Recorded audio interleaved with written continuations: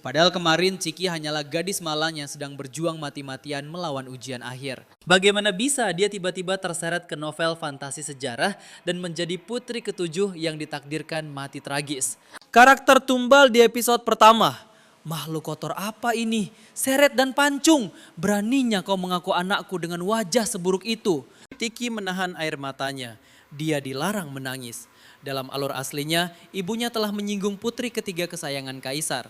Saat putri ketujuh yang penakut mencoba memohon ampunan, tangisannya justru memicu amarah sang tiran dan lehernya langsung dipenggal. Hanya ada satu jalan keluar. Gunakan pesona imut tanpa malu demi bertahan hidup. Ayahanda, Kiki tidak jelek. Kiki janji akan tumbuh menawan sepertimu. Sang tiran menatap jijik lalu menendang garis kecil kumal itu menjauh. Namun Ciki pantang menyerah, merangkak kembali dan memeluk kakinya. Setelah adegan itu berulang, sang tiran mencengkeram kasar tengkuknya. Seumur hidup, aku belum pernah melihat anak seburuk dan setak tahu malu ini. Ucapnya tajam, menghempaskannya ke lantai tanpa belas kasihan. Apa jadinya jika kau tetap jelek saat dewasa? Padahal ayahanda begitu tampan mempesona. Bibir mungil Tiki cemberut. Tiki ini keturunan unggul, pasti akan setampan ayahanda. Kilatan emosi misterius melintasi mata sang tiran. Dari sekian banyak anaknya, tak satu pun berani memanggilnya dengan sebutan akrab itu. Bocah jelek yang tidak takut mati, menarik. Tiki mengerjapkan mata bulatnya yang berbinar, terus mempertahankan pesona imutnya. Ayahanda sangat tampan. Aku penasaran akan jadi apa bocah seburuk dirimu nanti. Senyum dingin menyeringai di bibirnya. Baik, kita biarkan kau hidup. Melihat seringai itu, Ciki yakin maut telah lewat. Namun baru saja ia bernapas lega, aura membekukan memancar dari lengkungan bibir sang tiran. Jika kau tetap jelek, kulempar kau ke kawanan serigala buas di gunung belakang. Sang tiran sungguh sekejam monster peliharaannya. Mengklaimnya sebagai peliharaan padahal mereka monster pemakan manusia. Jantung kecil Ciki berdebar kencang mendengarnya. Dia menolak diri santapan serigala. Meski lolos dari hukuman pancung, kediamannya kini jauh lebih reot daripada istana dingin. Air mata penderitaan menggenang, benar-benar nasib sial. Tiba-tiba suara ngeong pelan menarik perhatiannya. Ia mengendap mendekat dan terkesiap. Seekor kucing berbulu lebat yang menggemaskan, namun kaki belakangnya terluka parah. Pantas saja kau menangis di sini, bisik Ceki pilu. Dia membalut lukanya dengan lembut dan mengelus kepalanya. Kucing dipenuhi rasa penasaran, ia menggeliatkan pantat gempalnya dan merangkak masuk. Pemandangan menakjubkan menyambutnya. Di balik tembok kusam itu tersembunyi dunia yang luar biasa indah. Mata Tiki langsung berbinar cerah. Sebuah dewa sosok tiran itu sedang terlelap di sofa empuk pavilion. Kaisar Iblis! Ciki menahan napas ngeri. Ia tersesat ke taman pribadi sang tiran. Instingnya menyuruh lari, tapi perut keroncongannya berkhianat telak. Menggigit bibir, ia berjinjit pelan. Ayahanda, panggil gadis kecil itu lirih mencoba memantau situasi. Karena tak ada reaksi, ia bernapas lega. Tangan mungil rakusnya pun terulur menggapai paha ayam incaran. Saat asik mengunyah, suara lanta mengumumkan kedatangan selir sen. Tubuh mungil Ciki tersentak panik. Gawat, ada orang, Kaisar Iblis pasti bangun. Dalam kepanikan, ia menyambar kue nanas dan langsung merangkak sembunyi di bawah meja. Sedetik kemudian, mata tajam Kaisar terbuka lebar. Masuk. Tiki menahan napas ketakutan. Yang mulia, hamba sangat merindukanmu. Suara manis nan manja Slirjen membuat Ciki bergidik. Getaran itu menjatuhkan kue nanas dari lengan bajunya. Kue itu menggelinding, berhenti tepat di samping sepatu giok sang tiran. Wajah gadis kecil itu langsung memucat pasi. Mengumpulkan sisa keberanian, tangan mungilnya meraba buta. Untunglah ia berhasil menarik kue itu sesaat sebelum sang kaisar menyadarinya. Hamba baru berlatih tarian baru khusus untuk yang mulia. Sebuah senyum mematikan melengkung di bibir sang tiran. Sungguh perhatian, menarilah, tapi kau dilarang berhenti sebelum aku yang memerintahkan. Slirjen terpesona buta, tapi bulu kuduk Ciki merinding. Seringai itu ibarat malaikat maut. Selir ini benar-benar cari mati. Dengan hati berbunga-bunga, selir itu mulai menari. Ia melempar tatapan menggoda, lalu berpura-pura tersandung jatuh ke arah kaisar. Namun sebelum mendarat manja, tangan kejam sang tiran mencekik lehernya dan membantingnya ke lantai tanpa ampun. Para pengawal menyeretnya tanpa ampun. Kasim penjaga mendobrak masuk, menjambak kasar rambut Slirjen lalu melemparnya keluar bak sampah. Gadis kecil itu membeku ngeri. Kaisar tiran ini sungguh iblis. Ciki gemetar di persembunyiannya, memucat menanti sang monster segera pergi. Tarian maut itu berakhir, wanita tersebut telah lenyap. Apalagi yang Kaisar tunggu? Tiba-tiba dua ketukan tajam bergema dari atas mejanya. Suara pria yang berat dan mengintimidasi menyusul. Mau sampai kapan kau bersembunyi di sana? Perlu aku sendiri yang menyeretmu keluar dengan paksa? Wajah mungilnya seketika pucat pasi. Berakhirlah sudah segalanya. Nyawa di kehidupan pendeknya ini akan segera direnggut sekali lagi. Kematian adalah takdir mutlak, batinnya pasrah. Saat dia bersiap merangkak keluar, suara mengeong lembut terdengar. Disusul oleh titah sang tiran. Makhluk nakal, harus kupanggil berkali-kali baru kau mau muncul. Tubuh kaku Ciki seketika lemas. Dia menghembuskan napas lega yang luar biasa. Pria itu ternyata memanggil Bai, kucing peliharaannya. Bersembunyi di bawah meja, dia bahkan tak sadar kapan monster tiran itu melangkah pergi. Rasa kantuk perlahan menenggelamkannya dalam lelap. Begitu terbangun, dia sudah berbaring di atas sofa empuk sang tiran. Apa aku mengigau berjalan, batinnya. Syukurlah iblis itu sudah lenyap, waktunya kabur dari neraka ini. Dengan kaki mungilnya, dia berlari terbirit-birit menuju celah lubang di sudut dinding. Tepat saat hendak menerobos masuk, sesuatu menarik ujung bajunya dari belakang. Dia menoleh dan menatap Bai. Kau sengaja menungguku di sini. Ciki terperangah. Ayo kita pulang bersama. Satu bocah rapuh dan seekor kucing berdesakan menyelinap keluar melalui celah dinding itu. Namun Ciki sama sekali tak menyadari mata tajam sang tiran mengawasinya dari kejauhan. Bocah jelek itu ternyata bisa sangat menghibur juga. Begitu Bai tiba di sisi luar, seluruh bulunya meremang waspada. Ciki mengikuti arah pandangnya dan syok mendapati kerumunan orang asing menjarah pavilionnya. Apa mereka bajingan yang telah melukai Bai? Gumamnya pelan. Detik berikutnya kerah belakang bajunya dicengkeram kasar, mengangkat tubuh mungilnya melayang ke udara. Seorang kasih muda menyeringai licik. Wah, lihat tangkapan menarikku ini. Sang putri ketiga, Yaya Yuncong, menatap tajam ke arah Ciki. Jadi kau hama rendahan yang berani menyelamatkan monster kecil ini? Melihat Bai ikut diseret, Ciki panik. Air mata menggenang saat dia menggigit membabi buta. Jangan sentuh Bai! Kasim menjerit kesakitan lalu menghempaskan Ciki ke tanah. Ya mulia, lihat ulah kurang ajar gembel ini. Kilat mata putri ketiga menajam, memancarkan aura membunuh yang sungguh dingin. Pengawal ikat dia erat-erat, tanpa ampun. Ujung sepatu mewahnya mengangkat dagu mungil Ciki dengan penuh penghinaan. Kawanan serigala ayahanda di gunung belakang sudah lama tak mencicipi daging segar. Sesaat kemudian di puncak sunyi, seorang gadis dan kucingnya terkapar tak berdaya. Sementara putri ketiga menikmati pertunjukan maut itu sambil tertawa. Bai! Ciki menjerit pilu, namun kucing kecil itu sudah kaku tak bergerak. Lolongan serigala membelah keheningan malam. Ciki menatap ngeri kawanan buas yang merayap mendekat. Inikah akhir tragis dari takdirnya di kehidupan ini? Dunia ini sungguh kejam. Bau busuk kematian dan deru napas monster kelaparan itu memaksanya meringkuk gemetar, menyembunyikan wajah dalam keputusasaan yang kelam. Dia menutup mata, bersiap mati dicabik-cabik. Namun setelah keheningan panjang yang mencekam, tak terjadi apapun. Ciki mengintip ragu mendapati sepasang sepatu sutra hitam. Belum sempat dia mendongak, sang tiran berjongkok anggun, perlahan mengangkat dagu kotor putri kecilnya. Ayah? Ayahanda? Gumam Ciki tak percaya. Detik berikutnya tangisnya meledak tak tertahankan. Kerumunan iblis itu baru menyadari kehadiran kaisar. Wajah mereka pucat pasi, serempak bersujud gemetar mencium tanah. Tatapan pembunuh sang tiran menyapu mereka, belasatkan satu panah yang langsung menembus jantung serigala alfa. Sang putri ketiga seketika membeku kaku. Dia syok berat, sang ayah membantai serigala kesayangannya hanya demi bocah buruk rupa itu. Tanpa ragu, tiran itu merengkuh tubuh rapuh Ciki ke pelukannya. Tangan mungil Ciki mencengkeram jubah kebesaran itu. Ayah, ayahanda, kucingku, tolong selamatkan Bai. Sesuatu seakan menghantam relung hati pria dingin itu. Dalam kondisi sekarat, dia masih memikirkan hewan peliharaan. Tiba-tiba, Kasim kepala menyerbu bersama pasukan kekaisaran.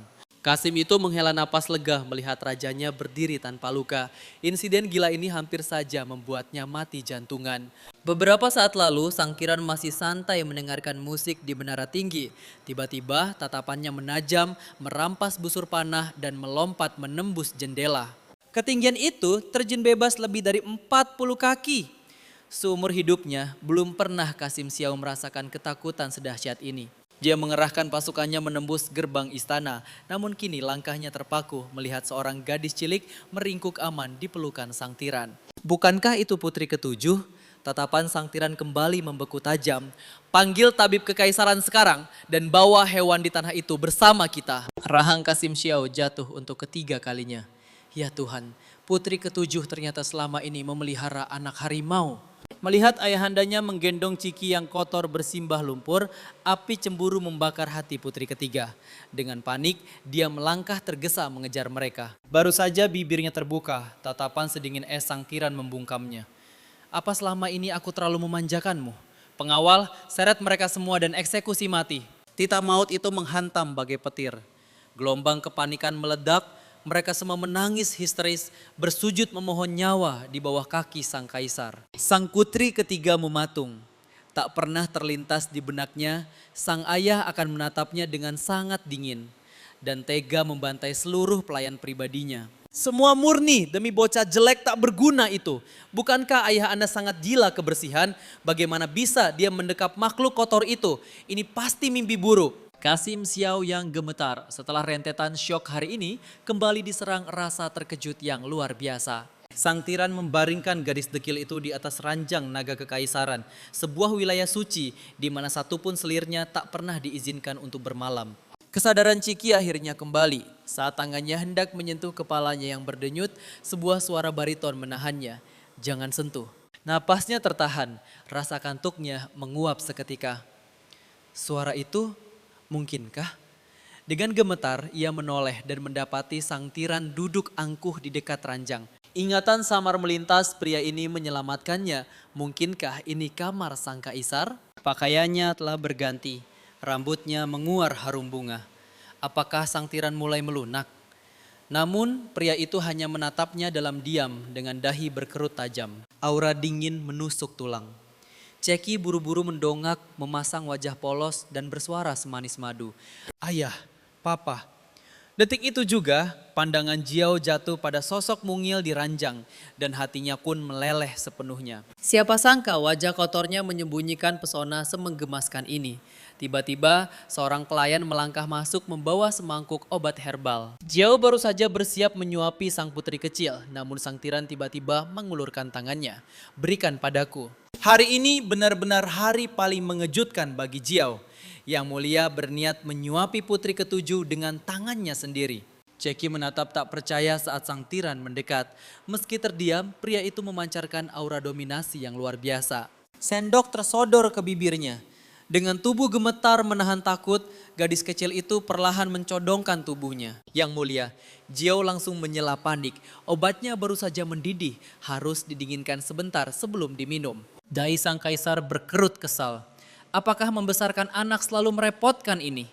Meski menggerutu dalam hati, ia tetap menunduk dan meniup lembut obat itu berkali-kali. Setelah hangat, ia kembali menyodorkannya pada Ceki. Seketika, rasa pahit yang menyengat membuat bola mata gadis kecil itu berputar ke atas, nyaris pingsan.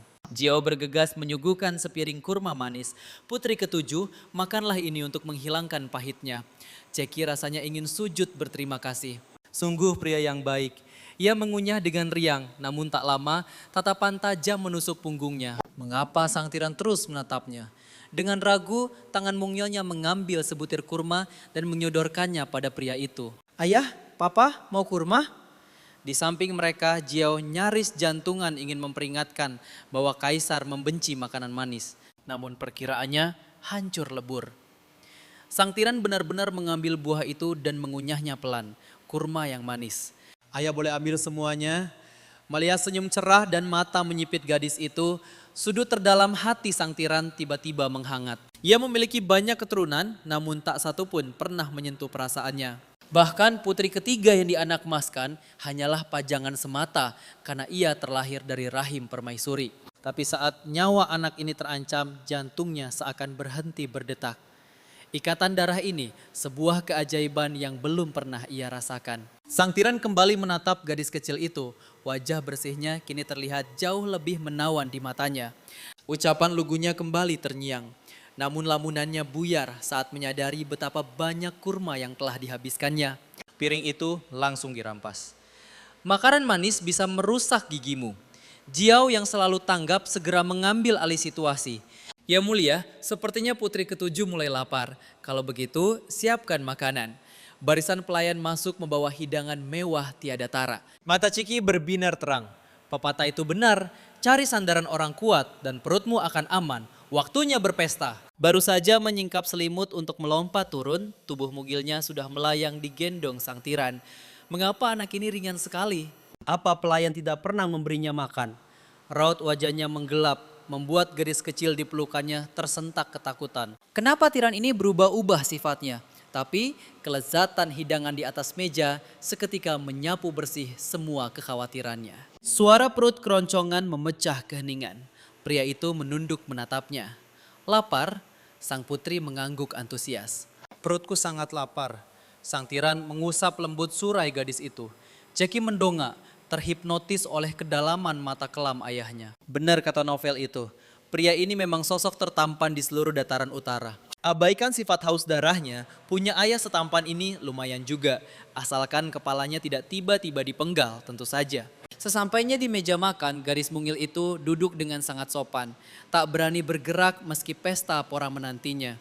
Apa aku semenakutkan itu? Tanya sang tiran menyadari ketegangannya. Ceki buru-buru menggeleng meski kebohongannya terlihat jelas.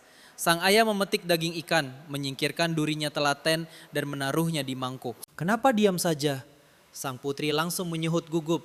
Di belakang mereka Jiao hanya bisa menganga tak percaya. Sejak kapan Yang Mulia memberikan perhatian sedalam ini pada putri ketujuh? Padahal belum lama ini ia ingin memenggalnya. Saat mengunyah ingatan tentang Bi melintas. Ceki menatap ayahnya dengan wajah penuh kecemasan. Ayah, papa, bagaimana dengan Bi? Tenang saja putri ketujuh, Jiao segera menenangkannya. Bi baik-baik saja. Meski Jiao masih gagal paham kenapa sang putri memelihara anak harimau buas, Ceki sendiri tentu saja tak menyadarinya. Gadis itu mengira Bi hanyalah kucing besar berbulu tebal, sementara sang tiran memperhatikan tingkahnya, merasa sosok kecil ini makin menawan hatinya. Usai menyantap hidangan mewah itu, sang ayah tiran dan putrinya pun bersantai.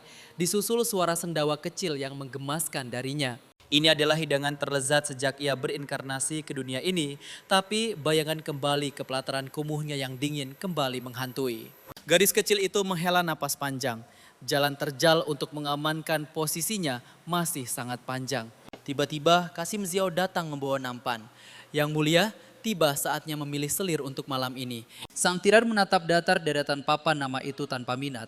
Pandangan Ceki ikut tertuju ke sana.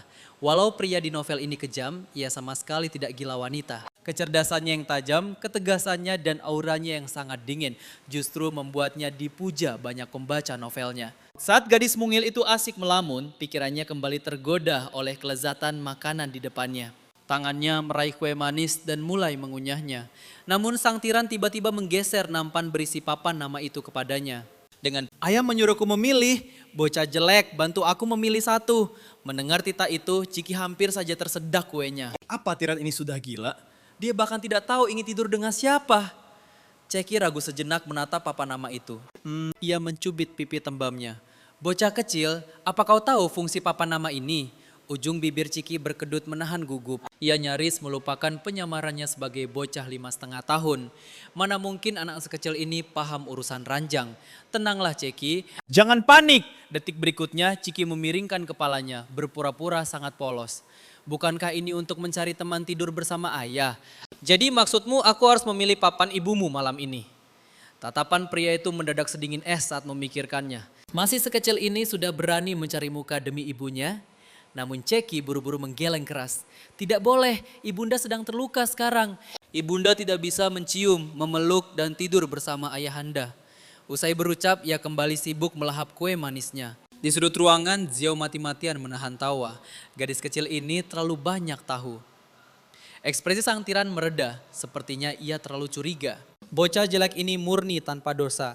Sang tiran pun mengibaskan tangannya. Bawa pergi, aku tidak akan memilih siapapun malam ini. Xiao menghela napas dalam hati. Para selir di istana belakang pasti akan menangis darah malam ini. Tak lama rasa kantuk mulai menyerang Ciki. Kelopak matanya kian memberat. Melihatnya, sang tiran mengangkat tubuh mungil itu dan melangkah menuju peraduan. Apa tiran ini mengizinkanku tidur di sini, batin Ceki. Namun ia teringat fakta di novel bahwa pria ini sangat gila kebersihan. Bahkan para selirnya hanya boleh menemaninya di kamar samping. Jantung Ceki berdebar kencang hingga ia nyaris lupa bernapas. Gawat, ini gawat. Sang tiran ikut naik ke atas ranjang. Aura dingin dan mematikan pria itu langsung menyelimuti tubuh mungilnya.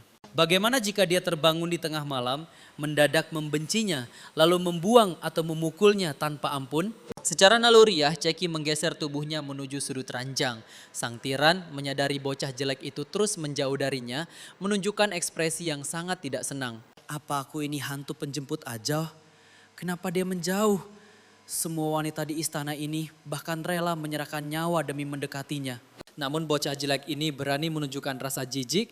Pria itu berbalik mencengkeram kerah baju si gadis kecil lalu menariknya mendekat. Bukannya aku mau memakanmu atau... Kalimatnya menggantung di udara saat menyadari bocah jelek itu ternyata sudah terlelap dalam mimpi. Tanpa sadar, jemari besar pria itu mengelus rambut si kecil, meruntuhkan seluruh amarahnya. Ditatapnya wajah mungil yang sangat mirip dengannya itu, sementara sepercik kelembutan yang tak disadarinya mulai menguasai sorot matanya yang dingin. Keesokan paginya, Xiao datang seperti biasa untuk membantu sang tiran mengenakan pakaian kebesaran.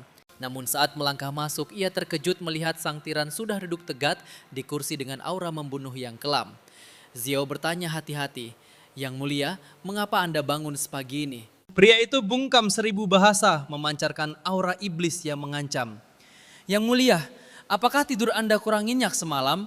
Sang tiran mendadak bangkit, tatapan tajamnya terkunci pada gadis kecil yang masih tertidur pulas di atas ranjang raksasa itu. Xiao melirik gadis itu, membatin cemas. Apa dia mengamuk semalaman? Tidak, itu sangat tidak mungkin. Usianya 5,5 tahun, dia bahkan tidak butuh susu malam. Namun semakin sang tiran mengingat kejadian semalam, darahnya semakin mendidih. Siapa sangka bocah sialan ini tidur mengorok, menggemertakkan giginya, bahkan membuang angin dengan sangat keras. Andai saja makhluk kecil itu bukan darah dagingnya sendiri, ia pasti sudah mencekik lehernya hingga putus. Pria itu menunjuk ranjang.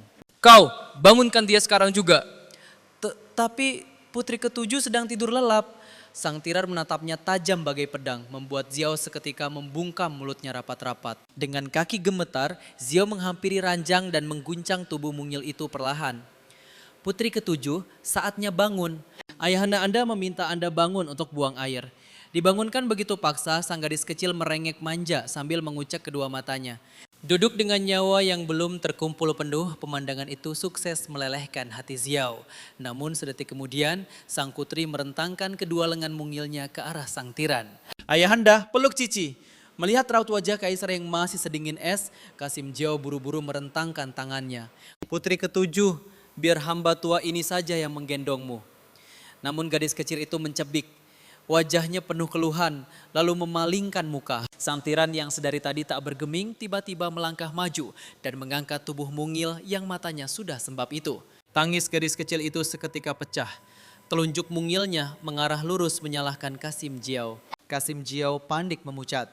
"Putri ketujuh, hamba sungguh tidak bersalah." Belum tuntas ia bicara, tatapan membunuh sang tiran sudah menusuknya. Kaisar lalu menenangkan putrinya dengan canggung. "Sudahlah, jangan menangis." Mendengarnya, justru Kasim Xiao yang kini rasanya ingin menangis darah. Sungguh fitnah paling kejam dalam hidupnya. Setelah tangis Kici reda, gadis mungil itu mendongak.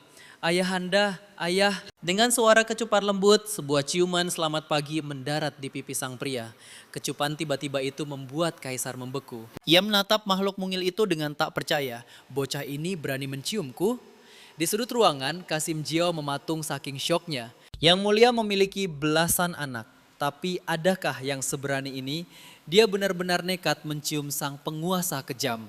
"Ya Tuhan, apa putri kecil ini akan langsung ditebas?" Dengan suara cadelnya yang menggemaskan, Cici bergumam. Cici sayang ayahanda. Kata ibunda, kalau kita menyukai seseorang, kita harus menciumnya. Apa ayahanda juga menyukai Kici? Melihat Binar penuh harap itu, sang tiran ikut bimbang. Apa aku menyukai putri yang satu ini? Namun karena kaisar tak kunjung menjawab, Kici seolah sudah mengerti apa jawabannya. Tangan mungilnya perlahan melepaskan pelukan itu. Sadar bahwa pertanyaan tadi tak seharusnya ia ucapkan. Pria ini adalah tiran kejam di dalam novel. Ia pasti sudah kelewatan batas. Bagaimana jika nyawanya melayang karena membuatnya murka? Namun entah mengapa, dada Kici terasa sesak. Di kehidupan lalu ia hanyalah anak yatim. Ayahnya gugur sebagai pahlawan kepolisian. Karenanya ia tak pernah merasakan hangatnya kasih sayang seorang ayah seperti yang anak-anak lain rasakan. Perhatian kaisar semalam sempat memberinya sedikit harapan palsu. Ternyata itu hanya angan-angannya saja.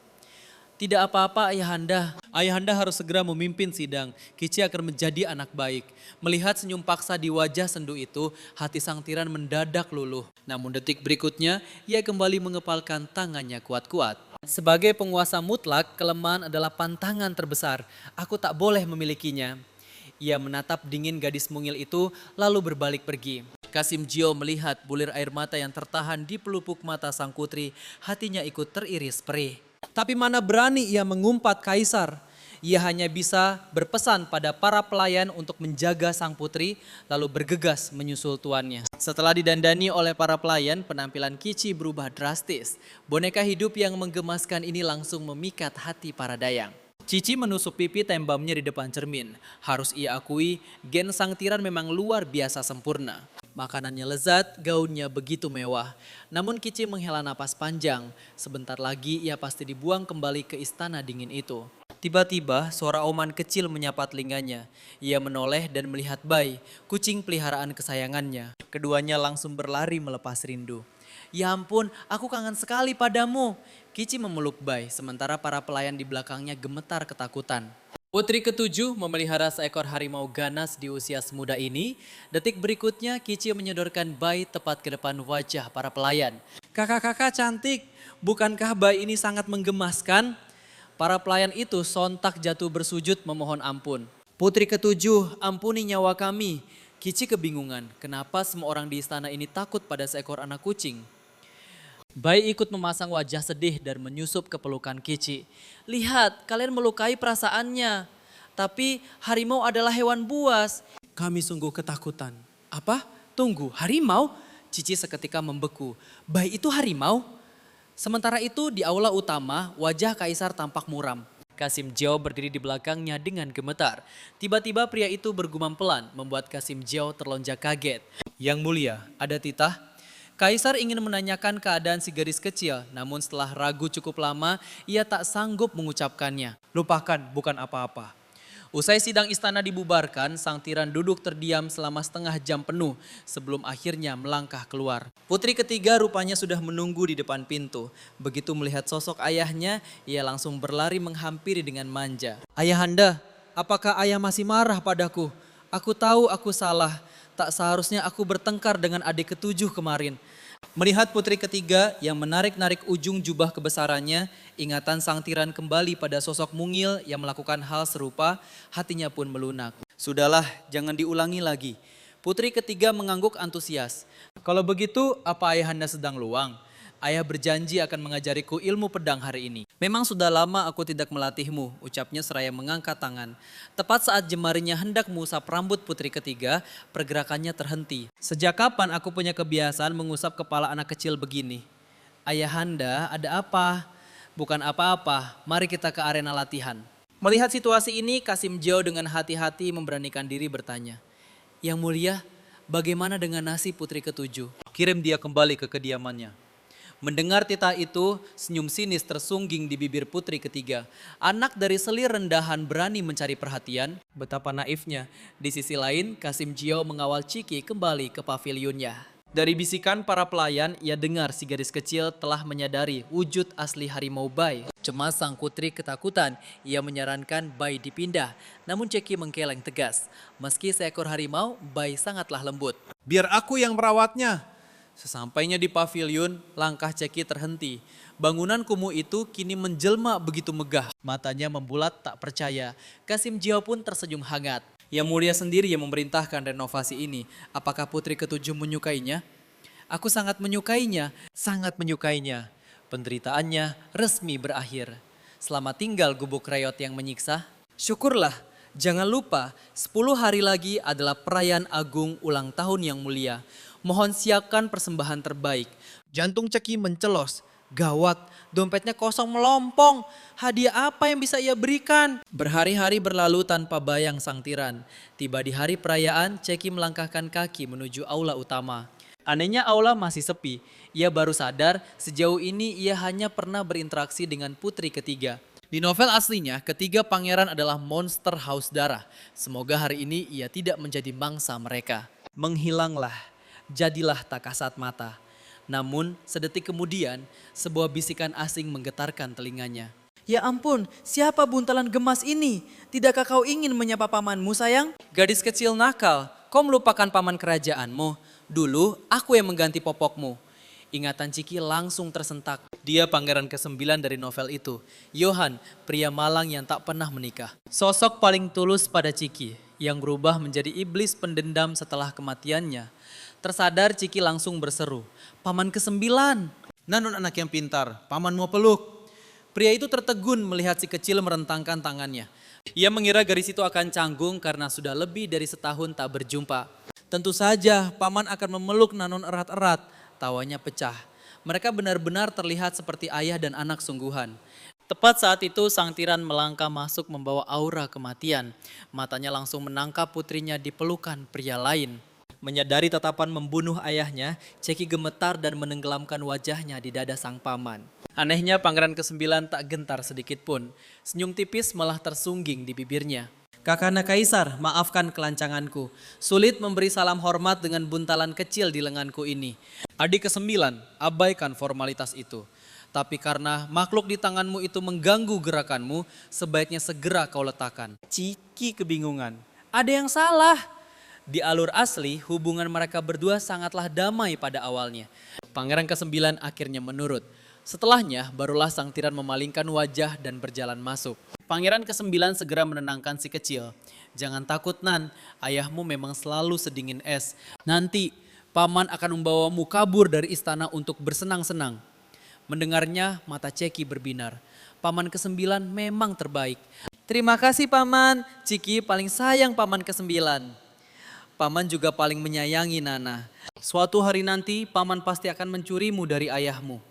Sorak-sorai meledak dalam batin Ceki. Kesempatan emas. Lakukan secepatnya paman. Menjilat pada paman ini 1000 kali lebih mudah daripada menghadapi sang tiran. Ketika perjamuan dimulai, pangeran ke-9 kembali ke kursinya. Namun tepat saat ia pergi, hawa sedingin es menusuk tengkuk Ceki. Berpaling ia nyaris mengompol di tempat. Jubah biru pekat, tahi lalat di bawah mata dan wajah pucat mematikan itu.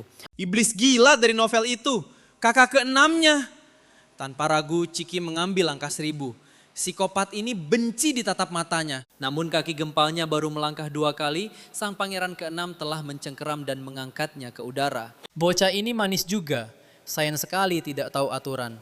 Mengapa kau lari melihat kakak tertuamu ini? Kepepet, Ceki mengeluarkan senjata pamungkasnya, wajah memelas.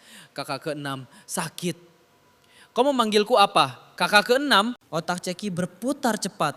Gawat, apa ia salah orang? Tiba-tiba cengkeraman itu melonggar, menatap Ceki dengan mata kelamnya. Dulu bocah penakut ini selalu gemetar bisu di hadapannya. Kini berani memanggilnya dengan sebutan semanis itu. Bocah ingusan, jangan berani memanggilku seperti itu lagi. Ceki mengerjapkan mata bulatnya menatap Yeng Cheng. Kalau kakak ke-6 tidak suka, aku tak akan mengulanginya. Tiba-tiba wajah Yeng Cheng mendekat secara mengancam. Teruslah menatapku dan matamu itu akan kucongkel untuk kujadikan mainan. Interaksi ngeri itu disaksikan sang tiran yang anehnya terkekeh. Bocah ini sungguh seekor kelinci penakut. Suara tawa langka sang tiran sontak mengirimkan gelombang kelegaan pada seluruh pejabat. Tampaknya suasana hati Yang Mulia sedang bersinar hari ini. Salah satu menteri langsung maju memecah keheningan. Yang Mulia, Kaisar terdahulu memiliki 3000 selir. Harem Anda kini terlalu sunyi. Mari pilih hari baik untuk menyambut selir baru. Tahun ini penuh berkah agung. Benar, seru menteri lain. Sang tiran menggebrak mejanya. Kalian pikir aku ini binatang buas? Satu kata lagi, kalian semua akan diseret dan dicambuk 100 kali lipat. Para menteri membeku ketakutan. Tiki yang terkejut diam-diam mengintip, namun mata mereka malah bertubrukan. Gadis kecil itu menunduk panik. Sang tiran berdecak. Apa aku hantu? Kenapa bocah ini sangat ketakutan? Putri ketiga yang cemburu melihat itu langsung berdiri. Ayahanda, hari ini perayaan agungmu. Aku membawa hadiah istimewa. Kotak kayu mewah dibuka, memancarkan kilau pedang bermotif naga emas. Pedang yang luar biasa, puji para menteri. Namun wajah sang tiran tetap datar dan dingin. Kau sangat perhatian. Putri ketiga menggigit bibir. Ia tahu ayahnya sama sekali tidak terkesan. Pria itu bahkan enggan menyentuh pedangnya tanpa ada setitik pun pujian tulus. Matanya malah tertuju pada bocah rakus itu. Kehadirannya merusak segalanya. Ia pun menatap tajam Tiki. Kudengar putri ketujuh juga menyiapkan hadiah. Kenapa tidak kau tunjukkan pada kami semua? Tiki melompat panik. Jangan, belum boleh dilihat. Namun tubuh mungilnya tak berdaya menahan putri ketiga. Kenapa tidak? Aku ingin melihatnya. Tolong kembalikan. Apa hadiahmu terlalu memalukan untuk dipajang? Putri ketiga tersenyum sinis. Bocah miskin tanpa uang saku itu pasti membawa barang rongsokan tak berguna. Inilah momen sempurna untuk mempermalukannya di depan ayahanda dan seluruh istana. Sorot matanya memancarkan kelicikan. Tiki mengepalkan tangan mungilnya kesal. Sudah kubilang jangan dilihat, hanya ayah yang boleh melihatnya. Saat kotak hampir terbuka, sebuah tangan besar menahannya dengan kuat. Adikmu bilang jangan disentuh, kau tuli. Putri ketiga menatap mata sang tiran dan seketika merinding pucat. Tapi ayah, belum selesai bicara, tatapan membunuh pria itu membungkam bibirnya. Ia lalu menatap gadis mungil itu. Bolehkah aku melihatnya? Tiki mengangguk dan berbisik gugup. Iya. Mendengar suara cicitan nyamuk itu, sang tiran memberi isyarat. Kemarilah. Tiki berlari kecil mendekatinya. Pria itu menatap bocah yang susah payah memanjat pangkuannya. Kenapa dia sekecil ini? Kapan dia tumbuh? Mata bulatnya mengerjap penuh harap. Namun pria itu mengabaikannya dan langsung membuka kotak rahasia itu. Tiki menghela napas pasrah. Membujuk pria tua ini sungguh sulit. Sebuah lukisan terbentang, Tiki mengangguk malu-malu. Ia terlalu miskin untuk membeli barang mewah. Untungnya bakat melukis dari kehidupan masa lalunya masih bersisa. Baru saja ingin menyuruhnya melihat nanti. Sang tiran sudah lebih dulu menggulung terbuka lukisan itu. Pria itu tertegun tak percaya. Kau yang melukis ini? Tiki mengangguk dengan sangat polos. Tiki sangat miskin, hanya ini hadiah untuk ayah. Tolong jangan dibuang. Saat ia cemas, usapan lembut mendarat di kepalanya. Lukisan Tiki sangat indah. Ayah sangat menyukainya. Putri kecilku ternyata seorang jenius. Kenapa harus disembunyikan? Sebarkan lukisan ini agar seluruh menteri bisa mengaguminya. Bakat luar biasa di usia sedini ini. Dan lihatlah, auranya benar-benar mewarisi keagungan yang mulia. Para menteri memang ahli menjilat kelas kakap. Astaga, ada kaligrafi di lukisan ini. Semoga rezeki yang mulia seluas laut timur dan usia sepanjang perbukitan selatan. Seru mereka takjub. Puisi yang agung, tidak kusangka putri ketujuh sudah bisa membaca. Menteri licik itu diam-diam menulis sebuah aksara. Bolehkah hamba tahu aksara apa ini? Tiki menunjuk pangeran keenam. Ting, itu nama kakak keenam. Pangeran keenam tersentak. Menatap Tiki dengan mata terbelalak karena kejeniusan adiknya. Bocah ini benar-benar bisa membaca. Sang menteri lalu menulis aksara lain. Bagaimana dengan yang ini? Kali ini Tiki ragu. Menyebut nama kaisar di aula tahta adalah hukuman mati mutlak. Pria tua bangka ini menjebaknya. Saat Tiki kebingungan, tangan kokoh sang tiran tiba-tiba memeluknya erat. Tiki masih kecil. Dia tidak perlu menghafal segalanya. Ayah yang akan mengajarimu kelak. Menteri tua itu nyaris pingsan. Bukankah yang mulia sangat gila kebersihan? Memeluk putri ketujuh di depan umum, padahal putri ketiga saja tak pernah disentuh. Rencana busuknya gagal total. Dia pun memberi saran licik pada sang kaisar. Karena putri ketujuh begitu berbakat, bukankah sudah saatnya ia masuk ke akademi kekaisaran? Hamba akan mengajarinya dengan sepenuh jiwa. Sang kaisar tiran menatap putrinya, suaranya melembut drastis. Ciki, kau ingin belajar di akademi kekaisaran? Anak itu memiringkan kepala, berpura-pura polos. Tempat apa itu? Itu tempat banyak orang berkumpul untuk menimba ilmu. Putri ketiga dan pangeran keenam ada di sana. Pangeran pertama juga sesekali mengajar. Gawat, 3 dari 5 penjahat utama berkumpul di sana. Ciki langsung mengeluarkan senjata andalannya, air mata palsu. Ciki benci tempat itu. Ciki tidak mau belajar sama sekali. Menteri tua itu ingin membantah, tapi tatapan membunuh sang tiran langsung membungkamnya. Wajah kaisar kembali hangat menatap putrinya. Anak baik, kita tidak akan pergi. Standar ganda kaisar yang tak tahu malu itu membuat pangeran keenam tersenyum sinis. Sungguh pemandangan menarik. Pesta berakhir di bawah rintik salju yang lebat. Sambil menatap langit, Ciki berbisik pada pelayan setianya. Kawan, apakah Menteri tua Cintiu itu bersekutu dengan pihak lain? Hamba hanya tahu beliau mengajar di akademi. Dan ibunda putri ketiga sering berkonsultasi padanya soal pendidikan sang putri. Ceki merenungkan fakta gelap ini di dalam kereta. Ibunda putri ketiga dan Menteri Cintiu. Apakah ada konspirasi antara istana dalam dan pengadilan? Tiba-tiba kereta berguncang hebat. Dari luar suara gemetar awan terdengar. Salam hormat pangeran keenam. Detik berikutnya tirai disingkap oleh tangan pucat. Sang kakak keenam si pangeran gila menampakkan senyum mengerikannya. Adik ketujuh, bolehkah aku menumpang? Ciki menelan ludah memaksakan senyum bodoh sambil mengangguk. Pangeran keenam menatapnya penuh selidik. Gadis kecil ini tampak lugu. Tapi siapapun yang bertahan di istana pasti punya rahasia. Karena canggung, Ciki perlahan mengeluarkan sapu tangan. Kakak keenam, bersihkan darahnya. Namun sang pangeran mengabaikan sapu tangan itu. Ia malah menyeringai. Panggil aku dengan sebutan lain dan biarkan tanganmu tetap di situ. Ciki mengutuk dalam hati. Apa masalah orang gila ini? Dilarang panggil ini, dilarang panggil itu. Apa aku harus memanggilnya si tua nomor 6? Ia pun mengusap noda darah itu sendiri. Tersenyum layaknya anak polos. Kakak, tanganku mulai pegal. Ekspresi pangeran keenam mendadak berubah drastis. Kau panggil aku apa barusan? Orang mengancamnya membuat nyali Ceki ciut. Orang gila ini jauh lebih berbahaya daripada kaisar tiran. Pangeran keenam merasa kewarasannya diuji. Mengapa gadis kecil ini begitu mengingatkannya pada bayangan seseorang di masa lalunya.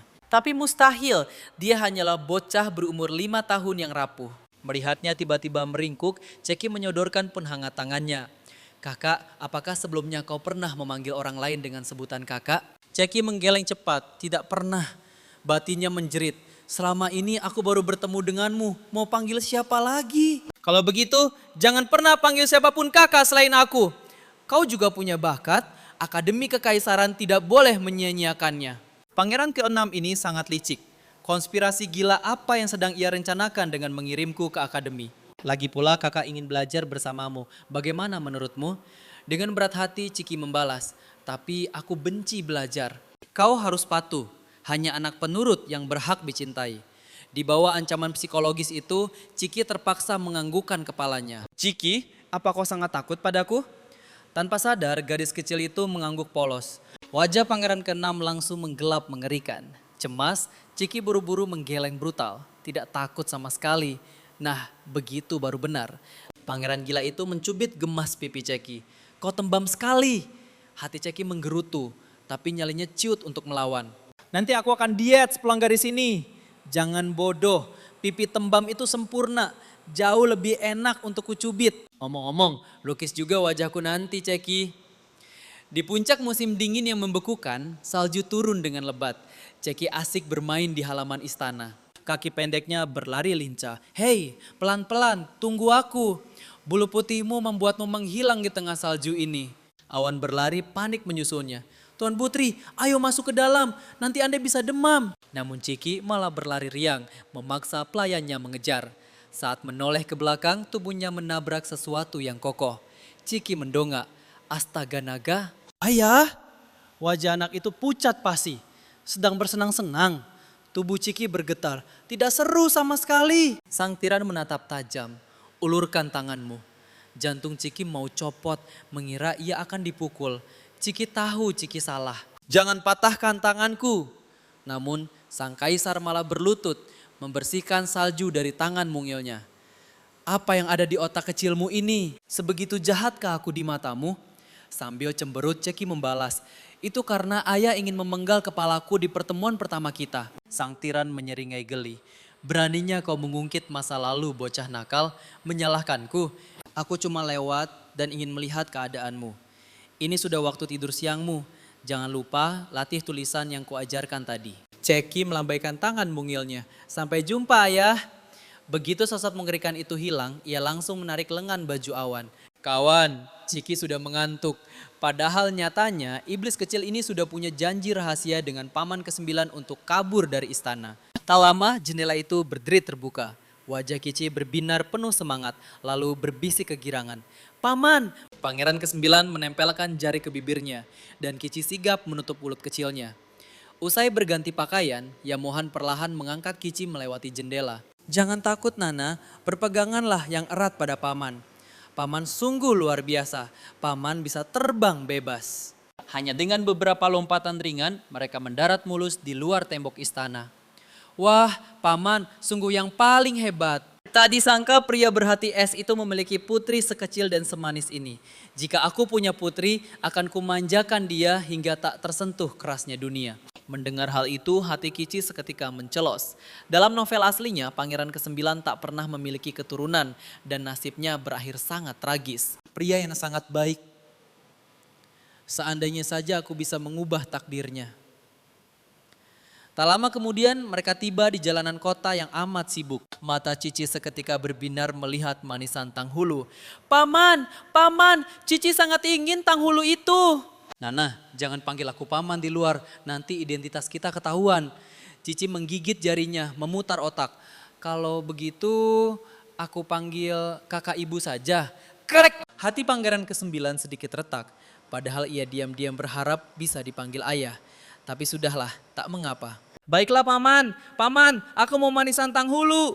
Detik berikutnya, sang paman mengayunkan tangannya. Seorang pengawal melompat dari atap dan memborong seluruh dagangan itu. Kici panik dan buru-buru melambaikan tangan kecilnya. Tidak, cukup beli 2 tusuk saja. Pamannya menatap kebingungan. Kenapa hanya 2 tusuk? Jika kau menyukainya, kita borong semuanya. 1 untuk ayahanda papa dan 1 untukku sudah sangat cukup. Ayahanda papa bilang banyak makan manis bisa merusak gigi anak-anak. Saat berbicara, mata Kici mendadak menangkap sosok tak asing di lantai 2 sebuah bangunan. Siluet itu sangat mirip dengan kakak ke-6-nya. Tapi siapa pria bertopeng besi yang berdiri berhadapan dengannya itu? Nana, apa yang sedang kau perhatikan? Pamannya mengibaskan tangan, membuyarkan lamunan gadis kecil di hadapannya. Saat Kici menoleh kembali, kedua sosok itu telah lenyap. Apakah kau tertarik dengan kedai makan ini, Nana? Hidangan perjamuan musim semi mereka sangat terkenal. Ayo kita pergi mencobanya, asik! Sesaat kemudian, Kici bersorak kegirangan di depan meja makan. Berlindung di bawah sayap orang kuat, memang tak akan kelaparan. Namun baru beberapa suap masuk, sebuah laporan darurat dari kejiaman sang paman memaksanya untuk segera pamit undur diri. Nana, nanti paman akan menyuruh pengawal untuk mengantarmu pulang ya. Kici mengangguk patuh, lalu tangannya dengan panik merogoh ke dalam balik bajunya. Paman, tunggu sebentar. Surat ini awalnya ingin kuberikan pada ayahanda papa bersama hadiah ulang tahunnya. Tapi masih banyak tulisanku yang terlihat sangat berantakan. Jadi Nana merasa terlalu malu untuk memberikannya langsung pada ayahanda papa dan ingin paman yang menyampaikannya. Jika situasi di istana perlahan memburuk, secari kertas ini mungkin bisa menjadi penyelamat nyawanya. Tepat saat Pangeran ke-9 melangkah pergi, sebuah suara terdengar dari belakang Kici. Pangeran ke-6 menyingkap tirai pintu, muncul bagaikan bayangan di hadapannya. Nana, sungguh nama panggilan yang sangat manis. Ia memberi isyarat tangan mengusir para pengawal. Kalian semua mundurlah, biar aku yang mengantar adik ke-7 kembali ke istana nanti. Cici terpaku menatap Pangeran ke-6 yang melangkah semakin dekat. Jantungnya berdegup kencang melihat seringai gelap di bibir tipisnya. Kenapa Cici terlihat begitu ketakutan saat ini? Apakah kakak semengerikan itu? Atau jangan-jangan Kici melihat sesuatu yang dilarang, makanya gemetar seperti ini. Cici terus tersudut hingga punggungnya membentur pagar pembatas. Tidak, Cici sama sekali tidak melihat apapun. Wajah munggilnya seketika memucat pasi. Pria gila ini tidak akan membungkamnya dengan melemparnya dari balkon kan? Dalam kepanikan luar biasa ia mencengkeram ujung jubah sang kakak dengan genangan air mata. Kakak, Kici takut sekali, tolong jangan menakuti Kici. Detik berikutnya tangisnya meledak dan meraung keras ke seluruh penjuru ruangan. Wah! Kakak mau mendorongku, kakak ingin membunuhku. Kan sudah kubilang, aku tak melihat apa-apa. Tolong, aku sama sekali belum ingin mati. Pangeran keenam yang melihat kerumunan orang mulai berkerumun di bawah merasa gengsinya jatuh. Ia buru-buru menarik paksa Cici kembali masuk ke dalam ruangan. Taktik Cici yang memutarbalikkan keadaan dengan tangisan membuat sang pangeran mati kutu. Ia menatap tajam bocah kecil yang masih sesenggukan itu. Dilihat dari sudut manapun dia hanyalah anak perempuan berumur 5,5 tahun. Namun entah mengapa instingnya berbisik bahwa bocah ini menyimpan segudang rahasia mematikan di balik keluguannya. Gadis kecil ini jelas-jelas memata-matainya tadi, tapi akting tersakitinya begitu sangat sempurna hingga sang pangeran kehabisan akal untuk menghadapinya. Kau masih punya keberanian untuk makan. Tidak takut aku meracuni makananmu saat kau lengah? Cici melirik deretan meja yang penuh dengan hidangan lezat. Racun? Kakak keenam yang kejam mau meracuni ini. Sayang sekali makanan semahal ini terbuang percuma.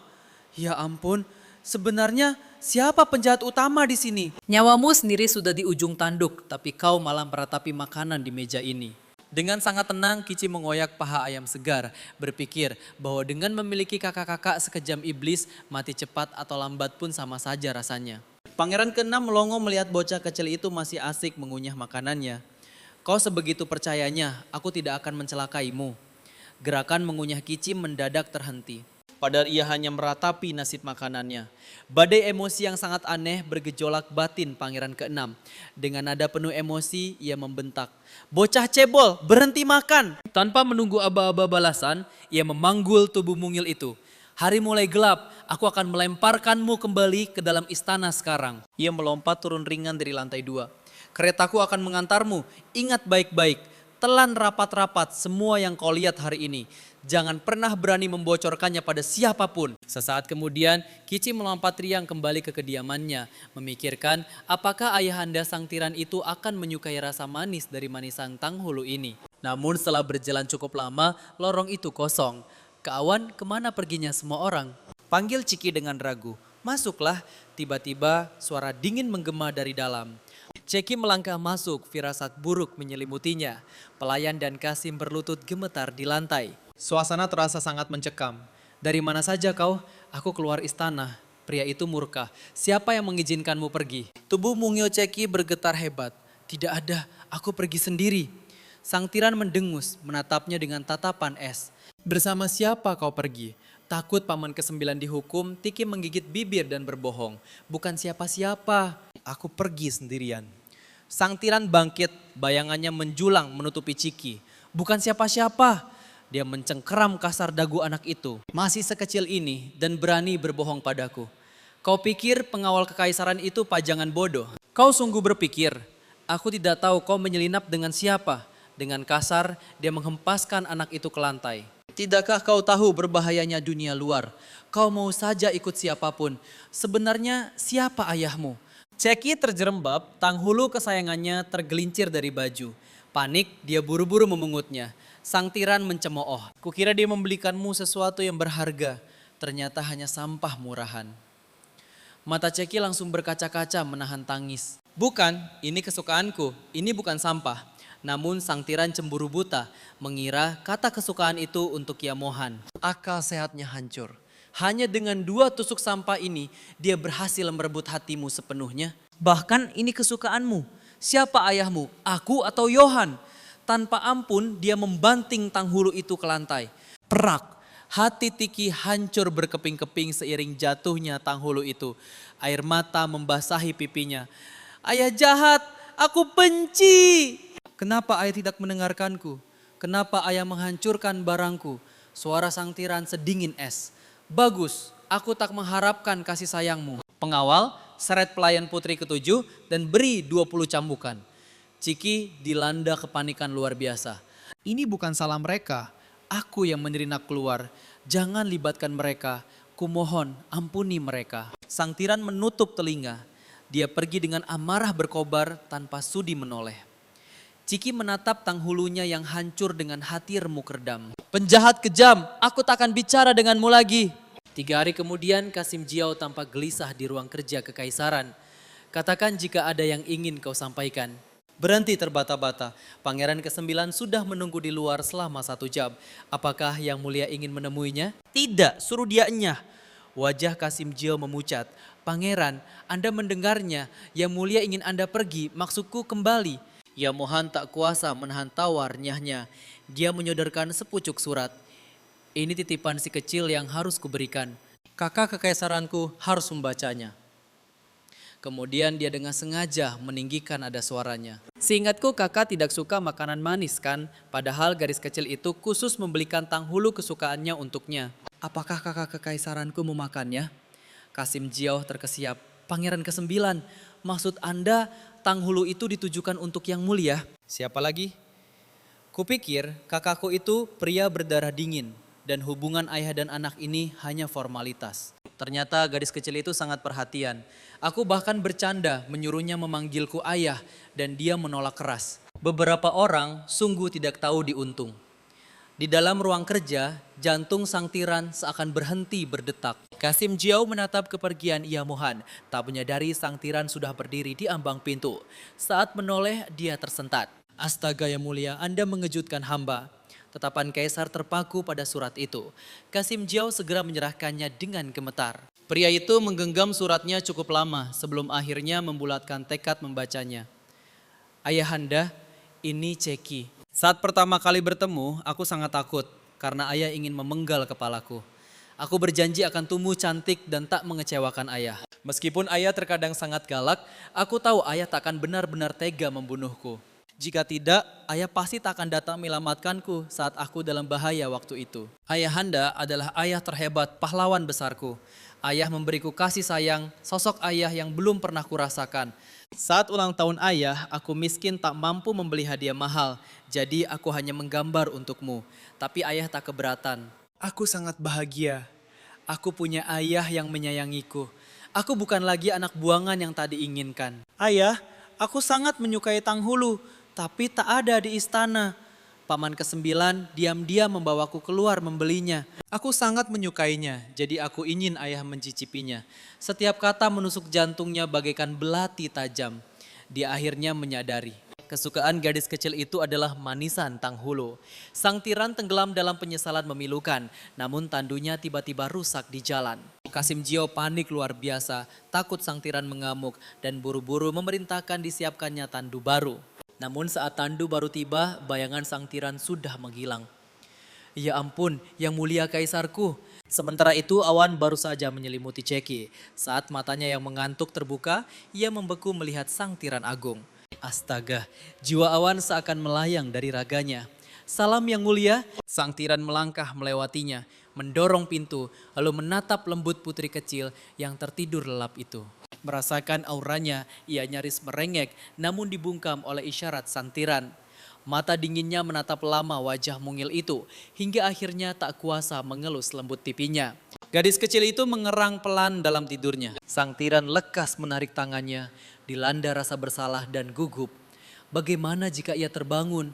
Putri kecilnya pasti masih marah. Haruskah Kaisar Agung ini meminta maaf pada anak sekecil itu? Ia memutuskan hanya menyelimutinya lalu pergi. Namun tiba-tiba petir menyambar menggelegar di luar sana. Ciki yang tertidur langsung tersentak bangun. Kakak Awan, peluk aku, Ciki takut sekali. Gadis mungil yang mengantuk itu merentangkan tangannya. Namun saat meraba-raba ia bergumam.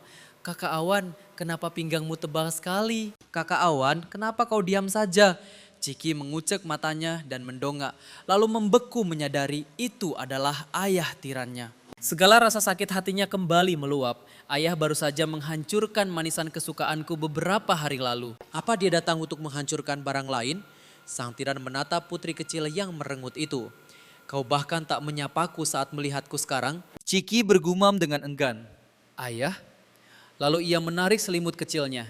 Ciki mau tidur sekarang. Makna tersiratnya adalah, pria tua, cepatlah pergi dari sini. Namun baru saja sang tiran melangkah, suara petir kembali menggelegar. Ciki secara insting mencengkeram lengan pria itu. Ayah, papa, jangan pergi. Petirnya menyambar lagi. Ciki sangat takut. Pria itu berbalik dan dengan canggung menepuk puncak kepala gadis mungil itu. Tenanglah, jangan takut. Ayah, papa, aku takut pada petir dan aku juga takut ayah menghancurkan manisanku lagi. Padahal itu adalah hadiah untuk ayah. Gelombang penyesalan yang dalam menghantam sang tiran. Ia menanggalkan harga dirinya dan memeluk putri mungilnya. Ceki, papa yang salah, maafkan aku.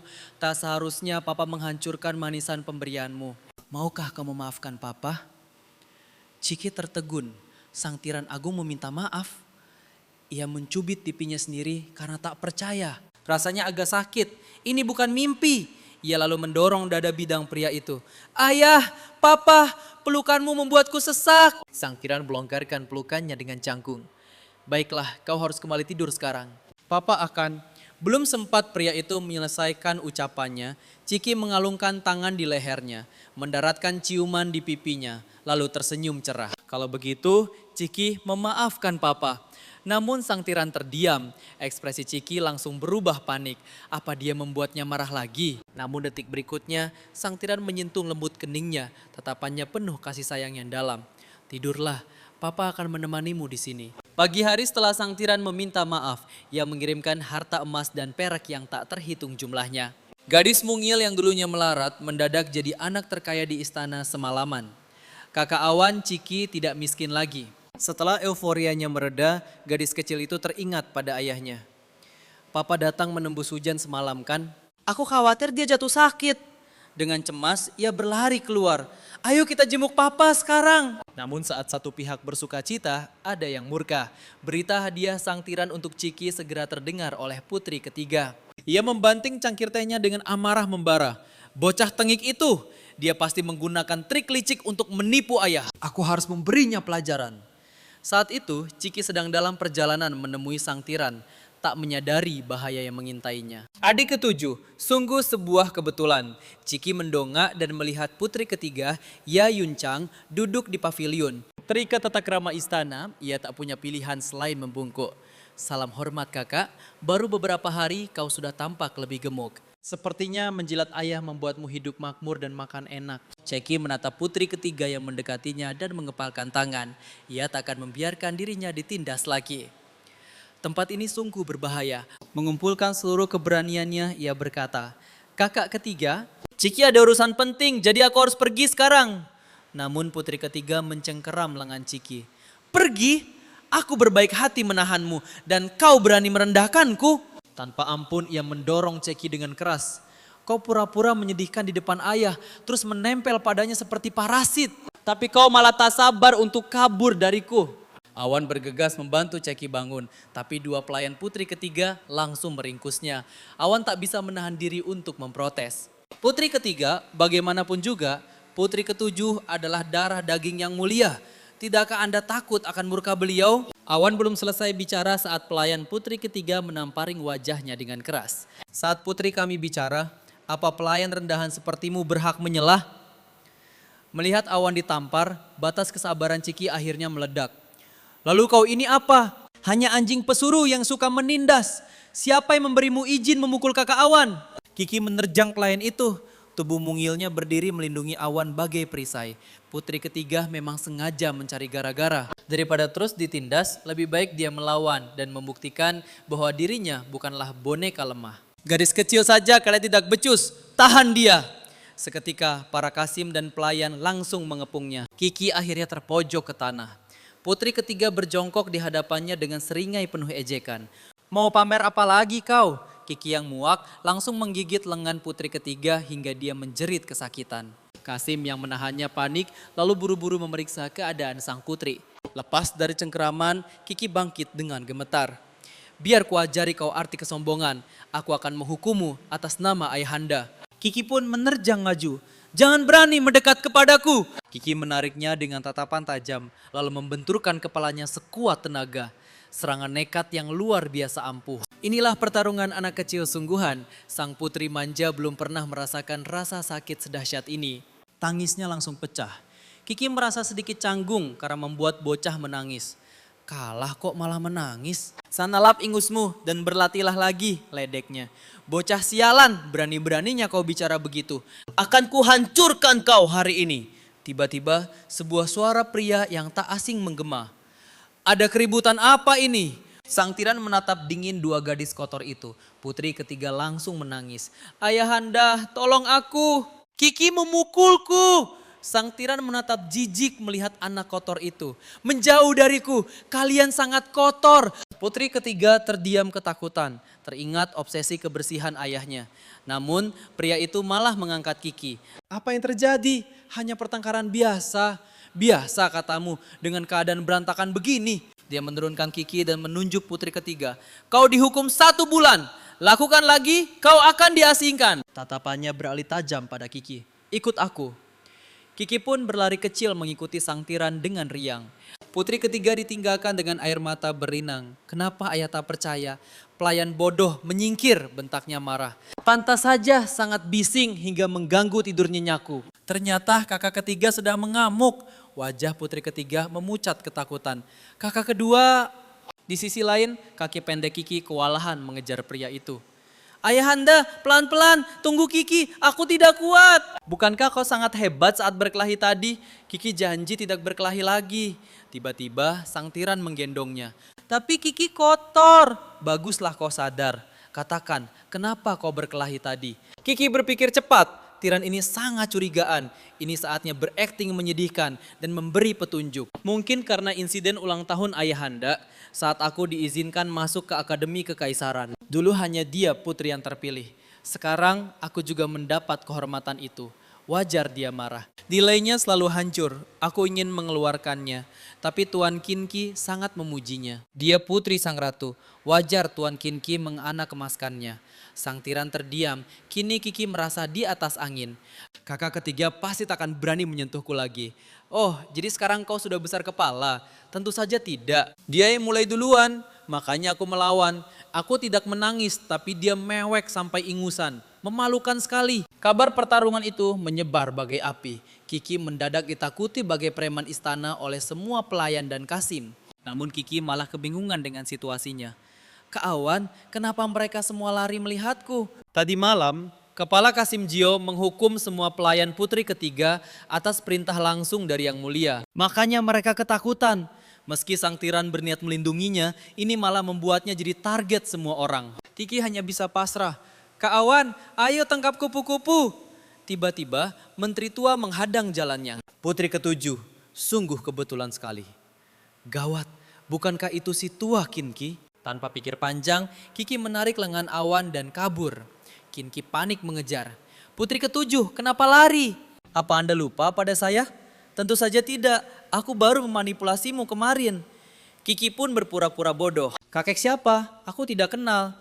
Tidak apa-apa, hari ini saya datang khusus mengundang Anda masuk akademi. Terima kasih banyak tawarannya kakek, tapi aku tidak mengenalmu, jadi sampai jumpa lagi. Kiki memacu kaki pendeknya sekencang mungkin. Namun ajaibnya, kakek tua itu ternyata sangat gigih mengejarnya. Putri ketujuh, tunggu sebentar. Saya akan berikan hadiah anak anjing dan permen manisan Hawthorne untuk Anda. Kiki mengabaikannya dan bersembunyi di balik bebatuan. Kakek tua ini sungguh sangat keras kepala. Saat ia mengintip, sebuah tangan tiba-tiba menariknya ke dalam bayangan. Itu kakak keenamnya. Jari dinginnya membungkam bibir gadis itu. Diamlah. Wajah pemuda itu sepucat es, napasnya tersengal lemah. Tak lama, Guru Chin tiba di taman batu itu dengan napas memburu. Tidak kusangka laki pendeknya bisa berlari secepat itu. Kakak keenam terus menyembunyikan Ceki dalam pelukannya sampai Guru Chin pergi menjauh. Dia lalu bertanya, bocah, kenapa kakek itu mengejarmu? Pria itu memaksaku masuk Akademi Kekaisaran. Tapi aku enggan terseret dalam intrik. Akademi itu mungkin terlihat bagai tempat suci untuk belajar. Namun kenyataannya itu adalah medan perang berdarah bagi para penguasa. Sang pangeran keenam menatap Ciki dengan mata terbelalak. Ia tak menyangka anak sekecil ini paham. Bocah ini ternyata menyimpan rahasia. Tiba-tiba ia terbatuk menahan sakit yang teramat sangat. Kakak, apakah kau terluka? Ini bukan urusanmu bocah, jangan berani ikut campur. Kata-kata dingin sang kakak membuat Ciki perlahan menarik tangannya mundur. Pria itu benar, dia tidak seharusnya menggali rahasia kelam istana. Namun entah mengapa takdir seolah mengikat mereka berdua. Mereka sama-sama jiwa rapuh yang memikul rahasia berat di balik senyum palsu. Ceki, kau harus masuk ke Akademi Kekaisaran, ucap kakak keenam tiba-tiba dengan nada suara yang sangat mencekam. Darah kekaisaran mengalir dalam nadimu. Kau ditakdirkan untuk bertarung. Terus bersembunyi dalam bayangan hanya akan membawamu pada kematian yang menyedihkan. Soal keselamatanmu di medan perang itu, serahkan saja padaku. Aku akan melindungimu. Entah mengapa, punggung rapuh itu kini terasa bisa diandalkan. Setidaknya dia akan aman dalam naungan sang kakak. Esok paginya sang kaisar tiran mendatangi kediaman Ceki. Sang gadis kecil menyambutnya girang. Namun sungguh mengejutkan, Guru Chin tiba-tiba muncul terengah-engah. Ciki menatapnya dengan wajah datar yang memelas. Kakek tua, kenapa kau kemari lagi? Kejutan, sudah kubilang aku akan membawakan hadiah pendaftaran akademi untukmu. Bagaimana menurutmu? Bukankah anak anjing ini sangat menggemaskan? Kudengar putri ketujuh sangat menyukai hewan dan memelihara seekor kucing putih raksasa. Anak anjing mungil ini pasti bisa menjadi teman sempurna. Begitu kakek itu menyebut kucing putih, Bai mengaum dahsyat. Harimau itu melompat masuk bagai badai, mendarat dengan anggun menantang. Kau mencariku? Itu harimau. Mata Guru Chin langsung terbelalak putih dan tubuh tuanya seketika ambruk pingsan tak sadarkan diri. Ceki hanya bisa terdiam kaku. Yah, Bai memang selalu menjadi harimau perkasa. Pelayan, seret kakek ini ke tabib perkaisaran, perintah mutlaknya. Kemudian Ciki memeluk erat kaki sang kaisar. Ayahanda, papaku sayang, Ciki telah membulatkan tekad untuk memasuki akademi kekaisaran. Aku menolak menjadi putri bodoh yang mencoreng kehormatanmu. Sang kaisar tersenyum lembut. Sejak kapan putri kesayanganku ini pandai merangkai kata manis? Kau kuizinkan pergi, tapi sebelumnya papa akan membawamu ke suatu tempat. Sesaat kemudian mereka tiba di jalanan ibu kota yang bergemuruh. Ceki turun dari kereta kuda dengan mata berbinar bagai bintang. Ayah, papa, kita akhirnya berada di luar istana. Kau bahagia? Tanya sang tiran bangga, mengulurkan tangan kekarnya. Jika Ceki menyukainya, papa akan membawamu menembus kebebasan ini setiap hari. Kau sama sekali tidak butuh pria itu. Mendengar ini, Ceki paham. Sang tiran sedang dibakar api cemburu terhadap paman kesembilannya. Ia mengangguk sangat patuh. Ceki akan mengingatnya. Katakan pada papa apa yang dibelikan si Yamohan itu untukmu. Ceki menunjuk ceria ke arah penjual manisan. Yang ini, sang tiran tersenyum pongah. Pengawal beli semuanya tanpa sisa. Pengawal itu langsung melempar sebongkah emas murni pada pemilik kedai. Kemudian mata Ciki kembali berbinar menatap cantiknya lukisan gula seberang jalan. Sang kaisar hanya mengibaskan tangannya santai. Ayah, papa, aku ingin borong semuanya.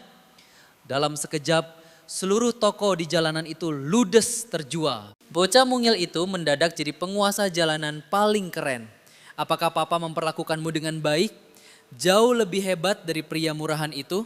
Papa adalah sosok paling sempurna untuk Ciki. Aku juga ingin membahagiakan papa. Ia lalu menunjuk restoran kenangannya bersama sang paman ke-9. Ciki akan mentraktir papa perjamuan ikan super mewah. Namun seketika itu juga sebuah kereta kuda misterius berhenti pelan di belakang mereka. Naluri sang tiran langsung menarik Ceki ke balik punggungnya. Siapa itu? Yamohan menyingkap tirainya perlahan. Itu paman ke-9. Wajah sang tiran mendadak segelap awan badai. Sebaliknya, Ciki justru berlari menerjang dengan sangat antusias. Paman, paman kesayanganku. Yamohan melempar senyum meremehkan pada sang tiran. Kakak, sungguh kebetulan yang luar biasa. Sang kaisar menatap wajah tengil adiknya dengan muak. Bukan kebetulan sama sekali. Ia lalu mengacak rambut putri mungilnya dengan tatapan yang sangat posesif. Yamohan mengabaikannya dan melirik gunungan manisan itu. Kakak, apa kau berniat membuka toko manisan? Aku membelinya khusus untuk putri bungsuku tercinta. Ada masalah dengan itu? Papanya ini tidak sepelit seseorang di sana. Ciki hanya bisa mengangguk, pasrah terjebak di antara dua pria. Jika kedua pria ini terus berdebat, pertumpahan darah pasti akan terjadi. Untungnya, sang kaisar memecah ketegangan dan mengajak mereka segera makan. Ciki menyetujuinya, tapi tak ada yang mengajak Yohan. Namun pria itu tetap masuk mengekor mereka tanpa rasa malu. Ceki menatap sang ayah di kiri dan pamannya di kanan. Aura canggung mencekik ruangan itu. Tak ada satupun dari mereka bersuara. Tiba-tiba, brak! Sang tiran menghantam meja makan dengan amarah meledak. Untuk apa kau terus menguntit kami berdua? Kakak Kaisar, mari kita nikmati hidangan ini bersama. Aku juga kelaparan.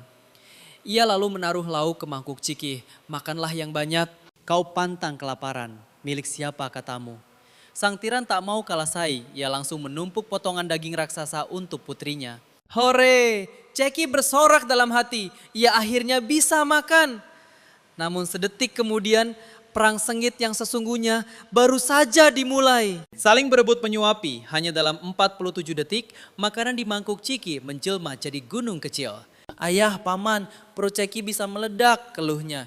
Namun kedua pria itu membentak kompak bak komandan perang. Wajib habis. Setengah bulan berlalu. Hari ini gerbang Akademi Kekaisaran menanti sang tuan putri kecil. Menguap dengan rambut terkepang rapi, tas mungilnya tersandang. Awan menuntunnya lembut. Mari yang mulia. Guru, Cintiu takut Anda tersesat. Jadi beliau mengutus seorang pangeran menjadi pemandu Anda. Pikirannya masih menerka siapa iblis yang menjemputnya. Saat tubuh mungilnya tak sengaja menabrak dada seseorang. Kakak keenam bersandar di dinding. Ditimpa cahaya mentari, pesonanya begitu memukau bak pemuda lugu. Seolah tak pernah tersentuh darah intrik istana. Ceki buru-buru mengorek tasnya. Momen sedap dipandang ini wajib diabadikan di atas kanvas. Ia tersenyum puas menatap hasil karyanya. Namun sekejap kemudian kertas itu dirampas paksa dari tangannya. Kakak keenam meneringai tipis. Pantas Guru Cintiu memburumu, bakatmu luar biasa Ciki, ini untukku. Ia menyelipkan gambar itu ke jubahnya. Beraninya merampok anak kecil. Awas, aku adukan pada ayah. Bicara soal menghajar, ku dengar kau baru saja berkelahi dengan Yuncang. Aku kan masih anak-anak. Wajar kan anak kecil bertengkar, lagi pula dia duluan. Lalu kau sengaja membocorkan rahasia kotor ibunya dan Cintiu pada ayah. Itu juga rencanamu bocah licik. Jantung Ciki seakan berhenti berdetak. Dari mana dia tahu? Tanpa butuh bukti, tatapan tajam pria itu seolah menguliti semua rahasia terdalamnya. Gadis cilik yang cerdik, kau merasa jenius. Padahal dinding istana berdarah ini memiliki ribuan mata. Menurutmu bagaimana pangeran keempat dan kelima tewas? Jika tersudut lagi, apa kau akan tetap kejam? Ceki mengepalkan jemari mungilnya. Menghempas keraguan, ia mengumpulkan sisa keberanian di hatinya. Aku hanya ingin bertahan hidup. Bagus, nyalimu besar. Di rawa beracun ini, siapa yang bisa tetap suci? Pemenang di istana ini tak ada yang naif. Menghancurkan musuh demi nyawa bukanlah dosa, tapi bermainlah lebih rapi. Jangan sampai meninggalkan jejak. Ciki akhirnya tersadar tak ada niat membunuh dari kakak keenamnya. Pria itu sedang menurunkan ilmu bertahan hidup. Memiliki pelindung di neraka istana ini rupanya bukan ide buruk. Dengan kaki pendeknya ia berlari membuntuti sang kakak. Akademi ini bukan hanya untuk keturunan naga, tapi juga pejabat berjasa. Namun tentu saja ada parasit yang hanya berlindung di balik tahta orang tuanya. Teruslah menempel padaku. Tepaslah titah itu turun, dahi Ceki menabrak sesuatu yang keras. Putra Menteri Hak Hijing mencibir angkuh. Bocah gembel dari mana ini? Menabrak bangsawan dan diam saja tanpa sujud minta maaf. Ciki menunduk panik. Maafkan saya murid baru di sini. Jawabannya mana disambut tawa meremehkan. Boneka cacat ini tak sampai sepinggangku berani mengaku murid. Kursi ini harus diperebutkan dengan darah oleh para bangsawan. Ciki terdiam muak. Siapa tikus pamer harta ini? Hijing mencolek bahunya. Wajahmu manis juga tikus kecil. Panggil aku kakak. Namun sepersekian detik kemudian kerah Ciki ditarik terbang melayang aman ke pelukan kakak keenam. Kau menuntutnya memanggilmu kakak. Apa kau merasa pantas untuk hidup? Mengenali aura membunuh pangeran keenam yang gila, Hijing langsung bersujud. Saya buta, saya tak tahu malaikat ini milik Anda. Ampuni nyawa saya. Enyahlah, Hijing terbirit-birit kabur. Pangeran keenam lalu mendudukkan Ciki di sisinya dengan protektif. Tetap di sini. Guru Cintiu mulai berkhotbah. Mantra pelajarannya sangat membius. Mungkinkah bocah mungil ini bisa bertahan? Ia melirik ke samping. Ciki tertidur pulas dengan air liur mengalir. Memeluk lengannya erat bergumam. Kakak benar-benar manja bahkan saat bermimpi. Takdir merepotkan macam apa yang mengikatnya dengan gadis kecil ini. Tapi wajah bodohnya lumayan menggemaskan. Di depan suara Cintiu meledak penuh semangat membara. Cemas suara bising itu mengusik peri kecilnya. Kakak keenam menoleh dan mendesis tajam. Tutup mulutmu! Cintiu seketika membeku kaget. Tutup mulut di tengah jam pelajaranku sendiri. Entah berapa abad berlalu, Ceki akhirnya membuka mata perlahan. Ia menggosok matanya. Kenapa aku bisa tertidur pulas di zona berbahaya seperti ini? Rutuknya dalam hati. Suara dingin kakak keenam mengejutkannya. Sialan, kenapa kutukan tidur di kelas ini ikut reinkarnasi bersamanya?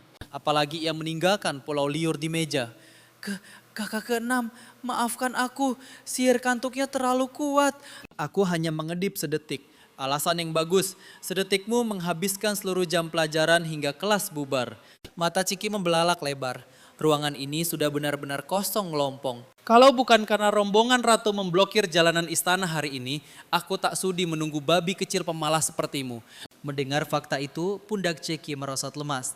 Permaisuri R adalah ibunda kandung sang putri ketiga. Terpisah sekian lama, ikatan darah pasti memanggil. Kabarnya Permaisuri R langsung menemui Yayun Chang setibanya di istana. Benarkah? Kau gemetar? Tentu saja dia ketakutan.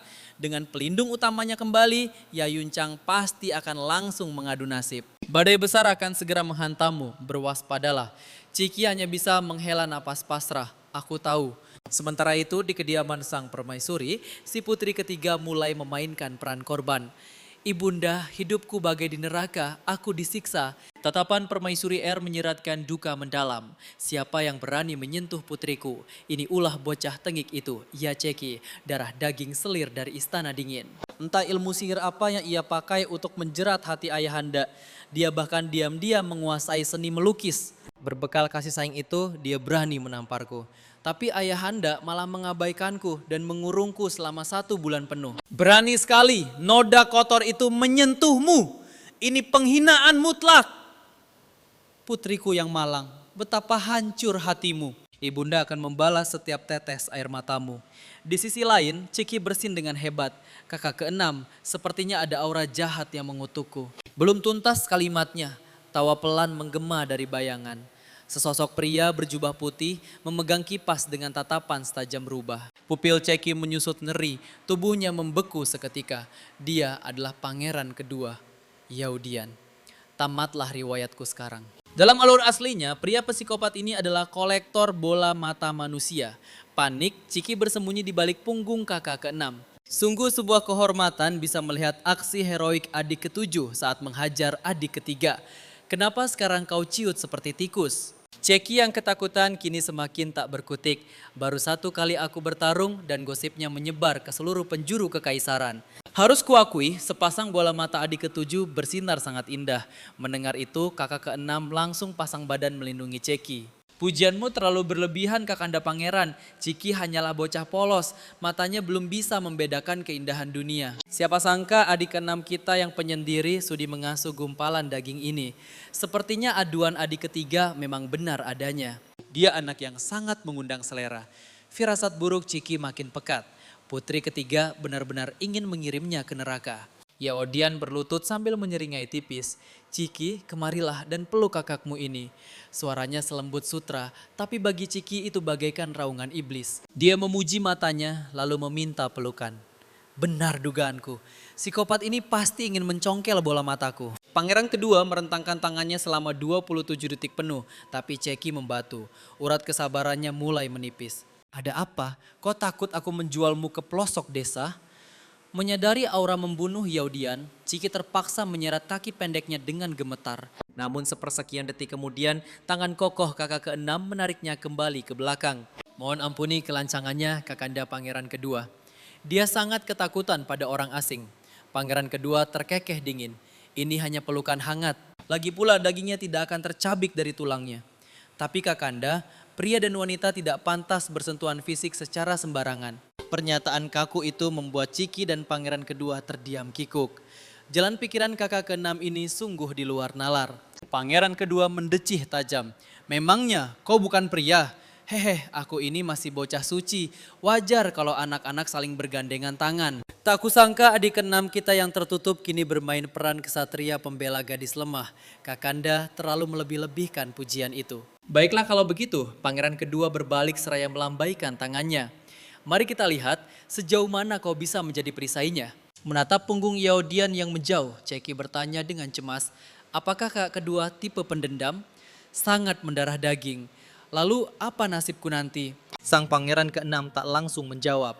Dia justru mengambil tas mungil Ceki dan menyandangkannya di bahu tegatnya sendiri. Berlarilah sejauh mungkin darinya. Jika terpojok, serang balik. Serang balik? Hanya kita berdua?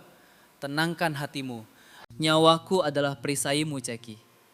Sore itu sepulang akademi, Ceki menyusun rencana untuk mengambil hati sang ayahanda kaisar. Pelindung terkuat di kekaisaran ini tak boleh lepas dari genggamannya. Namun saat tiba di ruang baca, auman murka sang tiran menggetarkan dinding istana. Baru saja ia berniat mundur untuk menghindari badai amarah, sebuah cangkir teh hancur lebur di lantai, membuat Ceki menjerit ketakutan. Mendengar decitan di luar pintu, sang kaisar tiran menggeram buas. "Siapa yang mengintai di sana? Masuk ke sini sekarang!" Dengan gemetar, Ceki mengintip dari balik pintu. "Ayahanda kaisar?" Dalam sekejap mata, lautan api amarah sang tiran menguap. Nada suaranya melembut. "Ceki, apa yang membawamu kemari?" Selusin menteri tengah bersujud gemetar di atas lantai yang penuh dengan pecahan porselen tajam. Wajah Mungio Ceki pucat pasi. Keputusannya datang kemari adalah kesalahan fatal. "Ayahanda, Ciki membawakan camilan manis untukmu."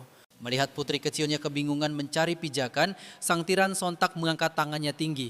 "Jangan melangkah sedikit pun." Ia membelah kekacauan itu dan mendekap Ceki dengan lembut. Lalu tatapan mautnya menembus para menteri. "Apa yang kalian lihat? Singkirkan sampah ini." Para menteri sepuh itu merangkak panik, bergerak dengan kecepatan kilat. Dalam sekejap, ruang baca kekaisaran kembali tanpa noda. Usai kepergian para saksi bisu itu, sang tiran bertanya dengan penuh kasih. "Ceki sayang, kejutan apa yang kau bawa?" "Ini kue nanas kesukaan ayahanda. Namun jari-jari kecilku baru saja belajar memanggangnya. Tolong maafkan jika rasanya belum mencapai kesempurnaan." Sang tirani tersenyum tipis. Saat ia hendak menggigitnya, Kasim Tuajio berseru panik. "Yang mulia, biarkan hamba mencicipinya." "Tidak perlu." Sang kaisar memotong ucapannya dan langsung melahapnya. Kici menatap dengan mata berbinar penuh harap. "Kelezatan yang luar biasa. Kici kecilku sungguh berbakat. Benarkah?"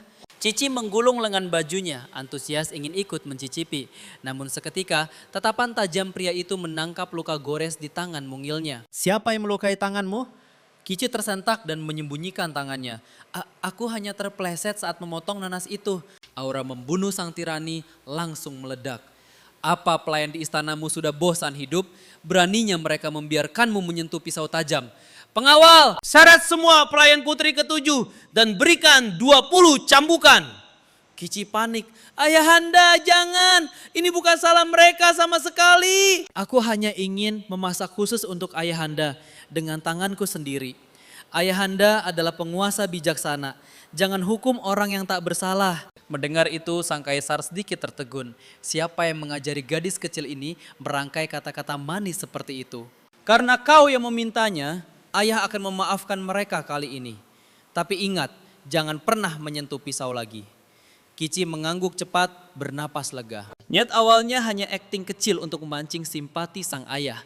Namun tanpa sengaja, ia hampir membawa malapetaka bagi para pelayannya. Tiba-tiba pria itu menyinggung soal pendidikannya. "Bagaimana pelajaranmu di Akademi Kekaisaran?" Jantung Cici seakan berhenti berdetak. "Semuanya berjalan lancar, ayah." Pria itu menatap lekat. "Jadi apa yang diajarkan guru besar padamu?" Senyum Kici membeku seketika. Mampus, apa yang diajarkan ya? Dengan gugup, ia mulai mengarang bebas. "Kami belajar kitab 3 aksara dan aku bahkan bisa menghafalnya di luar kepala." "Ayahanda, bukankah Cici sangat pintar?" Gadis kecil itu mengecup pipi ayahnya, menggunakan jurus imut andalannya demi menutupi rasa panik yang melanda. Tawa renyah lolos dari bibir sang kaisar. "Jika kau kesulitan mengikuti akademi, ayahanda sendiri yang akan memberikan kelas privat untukmu. Tapi jangan berbohong lagi, mengerti? Akademi Kekaisaran tidak pernah mengajarkan dasar-dasar seperti kitab 3 aksara. Mereka fokus pada puisi dan esai sastra. Wajar jika otak kecilmu belum paham." Kici merasa harga dirinya baru saja diinjak-injak. Saat itu juga, pria tersebut mengambil sebuah kuas dari wadahnya dan menyodorkannya pada gadis itu. Mata bulat Kici memancarkan kebingungan yang nyata. "Tanganku terlalu kecil, sedangkan kuas ini sangat besar." Kaisar tersenyum misterius. "Ayah tahu kau tak bisa memakainya." Ia lalu membungkuk dan berbisik pelan. Senja menjemput saat Kici akhirnya keluar dari ruang belajar kekaisaran. Namun baru selangkah, sebuah suara melengking menusuk telinga. Sedang apa kau di sini? Cici mendongak, pandangannya membentur sosok wanita dewasa dengan gaun sutra yang begitu mewah. Di sebelahnya berdiri putri ketiga, menatap Cici dengan tatapan berbisa seakan ingin menelannya bulat-bulat. Apa yang kau sembunyikan? Kau pasti mencuri sesuatu kan? Cici dengan sigap menyembunyikan kedua tangan dan kotaknya ke belakang punggung. Secara diam-diam menyelundupkan kuas itu ke dalam kotak makanan. Menyadari gerak-gerik mencurigakan itu, putri ketiga langsung menerkam lengan Cici. Terjadilah pergumulan singkat yang membuat kotak makanan terjatuh dan kuas itu pun menggelinding keluar. Kena kau, Cici, nyalimu sungguh besar. Berani-beraninya kau mencuri kuas kesayangan ayahanda. Kegaduhan itu memancing sang kaisar keluar dari ruangannya. Putri ketiga segera menunjuk kuas itu dengan penuh kemenangan. Ayahanda, lihat, bocah ini mencuri barangmu. Ia melempar seringai licik ke arah Cici. Dasar bocah tengik, bersiaplah menghadapi murka ayahanda yang akan menghukum mati dirimu. Bukankah aku menghukummu kurungan selama sebulan? Siapa yang melepasmu? Mendadak permaisuri melangkah maju. Hambalah yang membebaskan putri ketiga dari hukumannya yang mulia. Dia sudah merenungi semua kesalahannya. Sang kaisar tersenyum dingin dan mengintimidasi. Sejak kapan seorang permaisuri berani menentang kitah mutlaku? Sadar akan aura membunuh yang menguar, putri ketiga memeluk kaki ayahnya. Ayahanda, ini salahku. Aku sangat merindukanmu dan ingin bertemu. Aku tahu aku salah. Namun pria itu menghempaskannya tanpa ampun. Tahu kesalahanmu? Bertahun-tahun hidup kau tak belajar apapun selain menindas yang lemah. Semakin dewasa, sifatmu semakin memuakan. Lagi pula, kuas itu kuberikan langsung sebagai hadiah untuk Cici. Bagaimana bisa kau memfitnahnya mencuri? Pernyataan itu bagai petir di siang bolong bagi putri ketiga. Ia menatap tak percaya. Ayahanda memberikannya padanya. Hatinya hancur berkeping-keping hingga air mata menggenang. Mengapa? Berkali-kali ia memohon kuas itu dari sang ayah, namun tak pernah sekalipun dikabulkan. Namun di bawah tatapan tajam sang kaisar, ia terpaksa menelan gengsinya. Dengan gigi gemeretak, ia menghampiri Cici. Adik ketujuh, maafkan aku. Aku tak seharusnya menuduhmu. Cici membeku keheranan. Putri ketiga yang terkenal sombong itu baru saja menundukkan kepalanya. Namun insting bertahannya menyala. Rubah licik ini pasti sedang merencanakan niat busuk di balik permintaan maafnya. Maka Cici membalas aktingnya, memutar tubuh dan merengek manis pada sang kaisar. Ayahanda, jangan marah lagi pada kakak. Dia sudah menyadari kesalahannya kok. Putri ketiga langsung menyambung. Adik ketujuh memang sangat pemaaf. Hari sudah mulai gelap, biarkan kakak mengantarmu pulang ke istanamu dengan kereta. Lagi pula ibunda sudah lama tak menghabiskan waktu bersama ayahanda. Kita harus memberi mereka ruang. Namun begitu pintu kereta tertutup, topeng malaikatnya langsung hancur. Cici, boleh kutanya sesuatu? Ia mencubit pipi gadis mungil itu dengan kasar. Ilmu sihir murahan apa yang kau pakai untuk merayu ayahanda, ha? Kenapa dia memberikan kuas pusaka itu padamu? Pipi Cici terasa perih. Kakak, jika kau mau, ambil saja kuas ini. Tapi kumohon, lepaskan cubitanmu. Sang kakak mendengus jijik. Kau pikir kau siapa? Aku tak butuh barang bekas darimu. Detik berikutnya, ia melempar kuas itu keluar jendela. Kepanikan melanda wajah Cici. Hentikan keretanya sekarang. Putri ketiga malah tertawa lepas penuh kemenangan. Apakah hatimu sakit melihatnya? Ayo menangislah. Kusarankan kau melompat keluar dan memungut sampahmu itu sekarang juga. Kau pikir punya hak untuk memerintahku? Aku hanya memberi saran. Lagi pula, kuas pusaka ini bukan milikku. Tunggu, apa maksudmu bukan untukmu? Cici mengabaikannya dan melompat turun mencari kuas itu. Namun kakak ketiga terus mengekorinya dengan gelisah. Ayahanda sendiri yang menitipkan kuas pusaka ini untukmu. Beliau ingin kita berdua akur. Ayah bilang, dulu kau masih terlalu kecil, tapi kini kau sudah pantas mewarisi kekuatan pusaka ini. Pikiran kakak ketiga mendadak kosong. Dia menatap Cici tak percaya, hatinya berdesir hebat. Kini Cici mengerti. Kakak ketiga bukanlah penjahat kejam, melainkan hanya putri kecil yang kesepian dan manja. Teringat ucapan sang tiran tempo hari. Ayahanda menyadari sifat buruk putrinya adalah kesalahannya, karena ia gagal menjadi ayah yang baik. Namun sejak bertemu Cici, sang tiran bertekad berubah. Esok paginya Cici bangun lebih awal dan meluncur menuju istana Zonghua milik kakak keenam. Pengawal, aku ingin bertemu kakak keenam.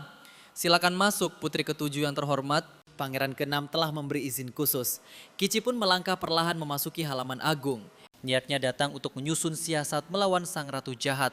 Namun semakin jauh kaki kecilnya melangkah, aura istana ini terasa semakin dingin dan mencekam. Tak ada satupun pelayan terlihat. Tiba-tiba, derap langkah tergesa memecah keheningan. Cici menoleh dan membeku. Sesosok pria jangkung berjubah hitam berdiri menjulang. Pria bertopeng misterius yang sama di luar istana tempo hari. Siapa yang mengizinkanmu masuk? Pria itu menunduk, membawa aroma darah yang pekat. Bulu kuduk Cici meremang seketika, ketakutan melumpuhkannya. Dalam novel aslinya, Pangeran ke-6 sang tiran dan Pangeran kedua semuanya mati dibantai oleh sang tokoh utama pria. Apakah pria ini mata-mata si tokoh utama? Apa dia akan membungkamku sekarang juga? Ya Tuhan, aku ini cuma anak kecil yang lemah. Mengapa kau menakuti adikku?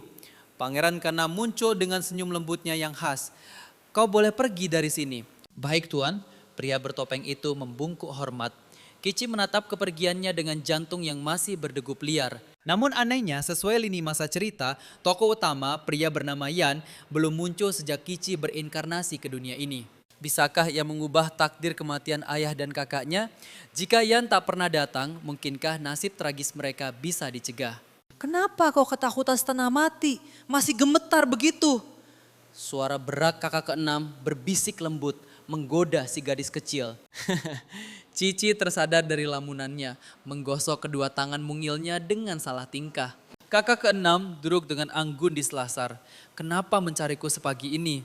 Kemarin aku bertanya pada ayah tentang bocah kaya di Akademi Kekaisaran itu. Dia putra kedua wakil menteri Ritus. Berarti kementerian Ritus belum sepenuhnya jatuh ke tangan faksi Ratu Jahat. Kau sungguh cerdik. Kementerian Ritus memang tak punya kuasa militer, tapi kekayaan mereka melimpah ruah. Jika Ratu benar-benar ingin menguasai mereka, ketiga putra menteri itu pasti sudah ditarik paksa masuk ke dalam Akademi Kekaisaran. Bukan hanya si putra kedua yang sombong. Kakak ke-6 juga jenius. Jika nanti kau naik tahta menjadi putra mahkota, kakak ke-6 langsung membungkam bibir mungilnya. Siapa yang berani mengajarimu bicara sembarangan begitu? Cici cepat-cepat menutup mulutnya. Aku salah bicara. Belum selesai ia merutuk, tali tasnya putus dan sebuah buku sketsa jatuh berdebum. Sang pangeran memungutnya dengan sigap. Benda apa ini? Cici berusaha merebutnya, tapi sudah terlambat. Halaman itu terlanjur terbuka. Tamatlah riwayatku. Mahakaryaku terbongkar sudah. Jerit batin Cici dengan panik. Halaman pertama, gambar dirinya mencambuk pinggang kakak ke-6. Halaman kedua, kaki pendeknya menendang ganas betis sang tiran kekaisaran. Halaman ketiga, tinju mungil Cici menghajar telak wajah kakak ketiga. Melihat itu, senyum mematikan terukir di wajahnya. Gadis nakal, lukisanmu ini sungguh di luar akal sehat. Ini cuma kecelakaan. Apa kakak berhati mulia mau mempercayaiku? Kakak ke-6 kan pria hebat. Pasti mau memaafkan gadis kecil sepertiku. Saat Cici melancarkan jurus imutnya, seorang pelayan menghidangkan kue. Mata Cici berbinar terang seperti bintang. Kelihatannya lezat sekali, namun pangeran menahan tangannya. Sudah waktunya masuk kelas. Jangan dimakan, berangkatlah sekarang. Cici terpaksa pergi dengan cemberut. Begitu gadis itu menghilang, raut wajah kakak ke-6 menggelap. Racun apa yang kau campurkan ke kue itu? Kenapa kau membiusnya? Hanya obat tidur Tuan, putri ketujuh ini terlalu cerdik. Hamba khawatir dia akan menjadi ancaman bagi yang mulia. Apakah kau sudah lupa daratan? Sentuh dia sekali lagi dan kau akan membusuk di penjara air. Sementara itu Cici melompat riang tiba di akademi. Baru saja mendaratkan bokongnya, keributan pecah di belakang. Astaga, Haijing tersungkur tepat di sebelah Cici, disusul sepasang sepatu tak asing. Haijing langsung bersujud memohon ampun dengan gemetar.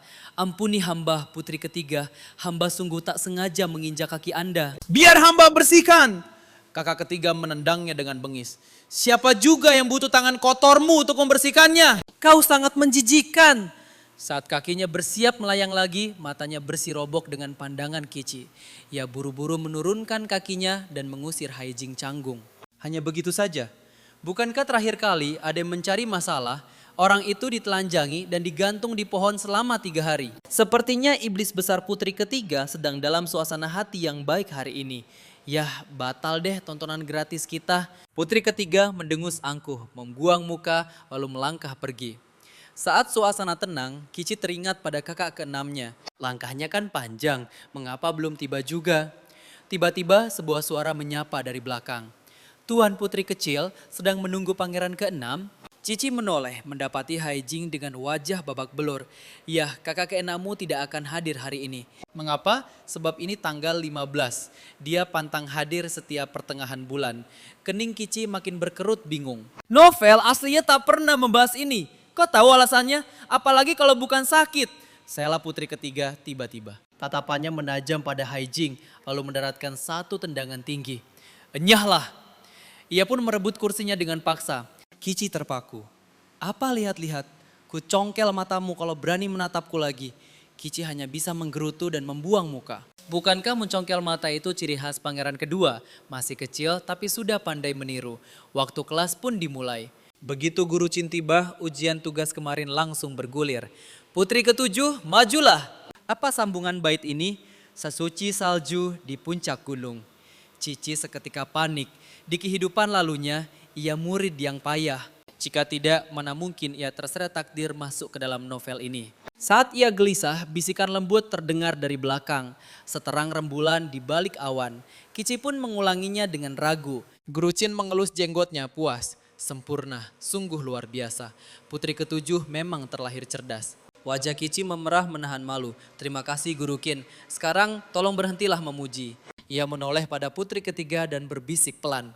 Kakak ketiga, terima kasih atas bantuanmu tadi. Sepulang akademi, energi Cici terkuras habis hingga lumlai. Kehidupan sekolah bagi anak kecil sungguh menyiksa. Tiba-tiba sesosok bayangan menerjang memeluknya sambil menangis histeris. Kici sayang, ibunda sangat merindukanmu. Kici tertegun kebingungan. Ibunda? Inikah ibu kandung pemilik tubuh ini? Sosok terbuang yang dikurung di istana dingin. Tangisan rindu wanita itu mengalir deras. Menciptakan ilusi reuni haru antara ibu dan anak yang terpisah. Namun memori novel memperingatkan Kici. Selirong ini sangat kejam pada putrinya. Bagaimana ia bisa lolos dari istana dingin? Ia harus waspada membedakan kawan atau lawan. Di luar pelataran, Kasim Jio tampak menangis terseduh-seduh melihat pemandangan ini. Putri ketujuh akhirnya bersatu kembali dengan ibundanya. Yang mulia, sungguh sebuah keajaiban yang menyayat hati. Kenapa kau tidak menangis? Tutup mulutmu. Memasuki aula, Kici mencari Bi yang biasanya setia menanti di ambang pintu. Awan terbata ketakutan. Selirong memerintahkan, Bi dikurung. Kici sayang, mari kita buang harimau buas itu jauh-jauh. Mulai sekarang ibunda akan tinggal di sini. Menemanimu dan mendongeng setiap hari. Kici menatap wajah lembut Selirong yang penuh kasih. Namun bukankah takdir aslinya menuliskan ia wanita berhati es, bahkan pada darah dagingnya sendiri? Tepat saat itu, sang ayahanda tirani melangkah masuk. Kici berlari menerjangnya bagai menyambut sang dewa penyelamat. Terlambat sedetik saja, istananya pasti sudah dirampas. Ayahanda, Kici sayang, apa kau merindukan ayah saat belajar tadi? Tentu, aku sangat merindukanmu. Pria itu tersenyum tipis. Jadi maksudmu kau mengabaikan pelajaran hari ini? Cici memutar bola matanya jengah. Dasar tiran licik, sudahlah cukup sekali ini saja. Pria perkasa itu pun mengecup lembut pipi putri kecilnya. Selirong terpaku menatap hangatnya kasih sayang ayah dan anak itu. Anak ini sungguh kesayangan kaisar. Ternyata rumor itu benar. Saat ia tersenyum licik, tatapan membunuh sang tiran menusuknya. Sedang apa kau di sini? Siapa yang memberimu izin keluar dari istana dingin? Pengawal, seret Selirong kembali ke sangkarnya.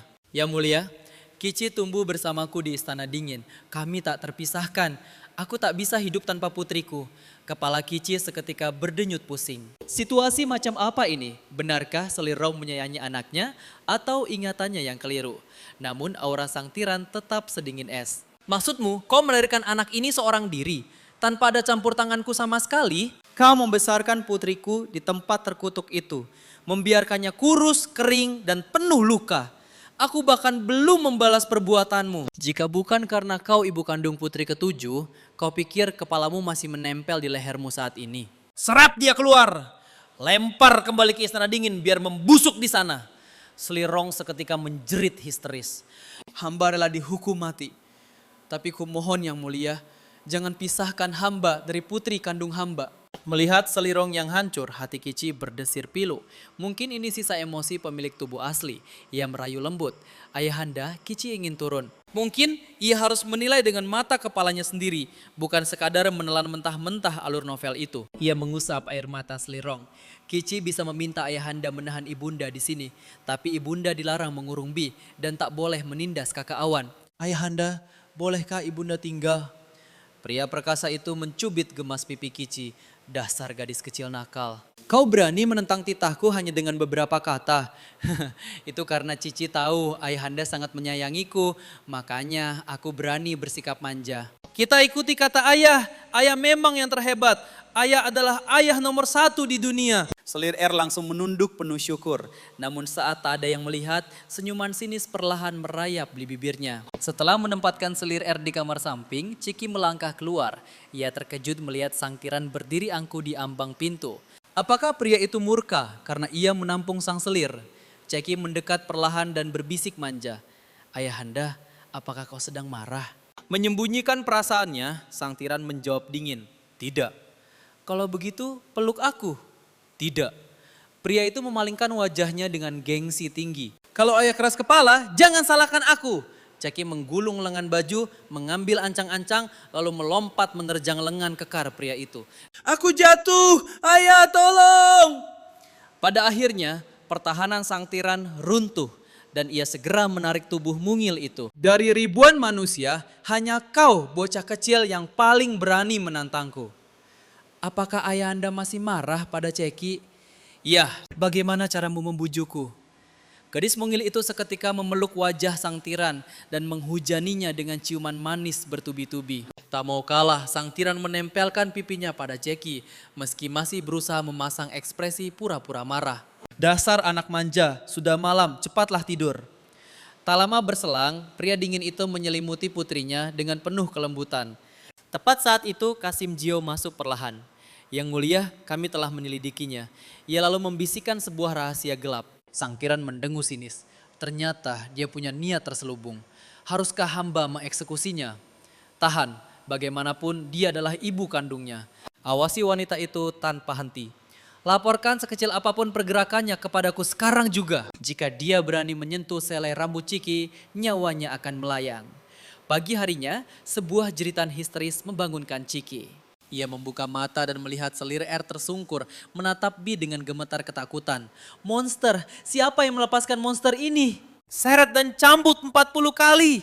Dalam kepanikannya, ia nyaris melempar cangkir teh ke arah Bi sebelum Ceki mendekat. Ceki sayang, bagaimana monster mengerikan ini bisa lepas? Bagaimana kalau dia sampai menggigit ibumu? Sepertinya Anda lupa dengan peringatanku kemarin, Selir. Kemarin, aku sudah tinggal di sini. Akulah penguasa istana ini. Singkirkan hewan buas ini sekarang. Melihat tabiat aslinya yang berubah drastis dari kepalsuan kemarin, aura Ciki mendadak menggelap. Ia menatap tajam ke arah selir R. Dia bukan monster, dia memiliki nama. Nada dingin itu mengirimkan hawa mematikan. Selir R gemetar, tatapan bocah itu bagaikan pinang dibelah dua dengan sang tiran. Bukankah setelah insiden tenggelam, bocah ini menjadi bodoh dan penakut? Bagaimana bisa auranya sekuat ini sekarang? Nyonya, mungkinkah sang putri mulai mengingatnya? Mustahil, bagaimana mungkin balita bisa mengingat kejadian di masa lalu? Bocah tengik ini pasti menjadi besar kepala, hanya karena yang mulia selalu memanjakannya. Dia bahkan tak menghargaiku, tapi berkat posisinya, aku memiliki sebuah celah emas. Apakah semuanya sudah siap? Pelayan itu mengeluarkan botol kecil mematikan. Senyum iblis terukir di wajah selir R. Kini kita hanya perlu menunggu saat kehancurannya.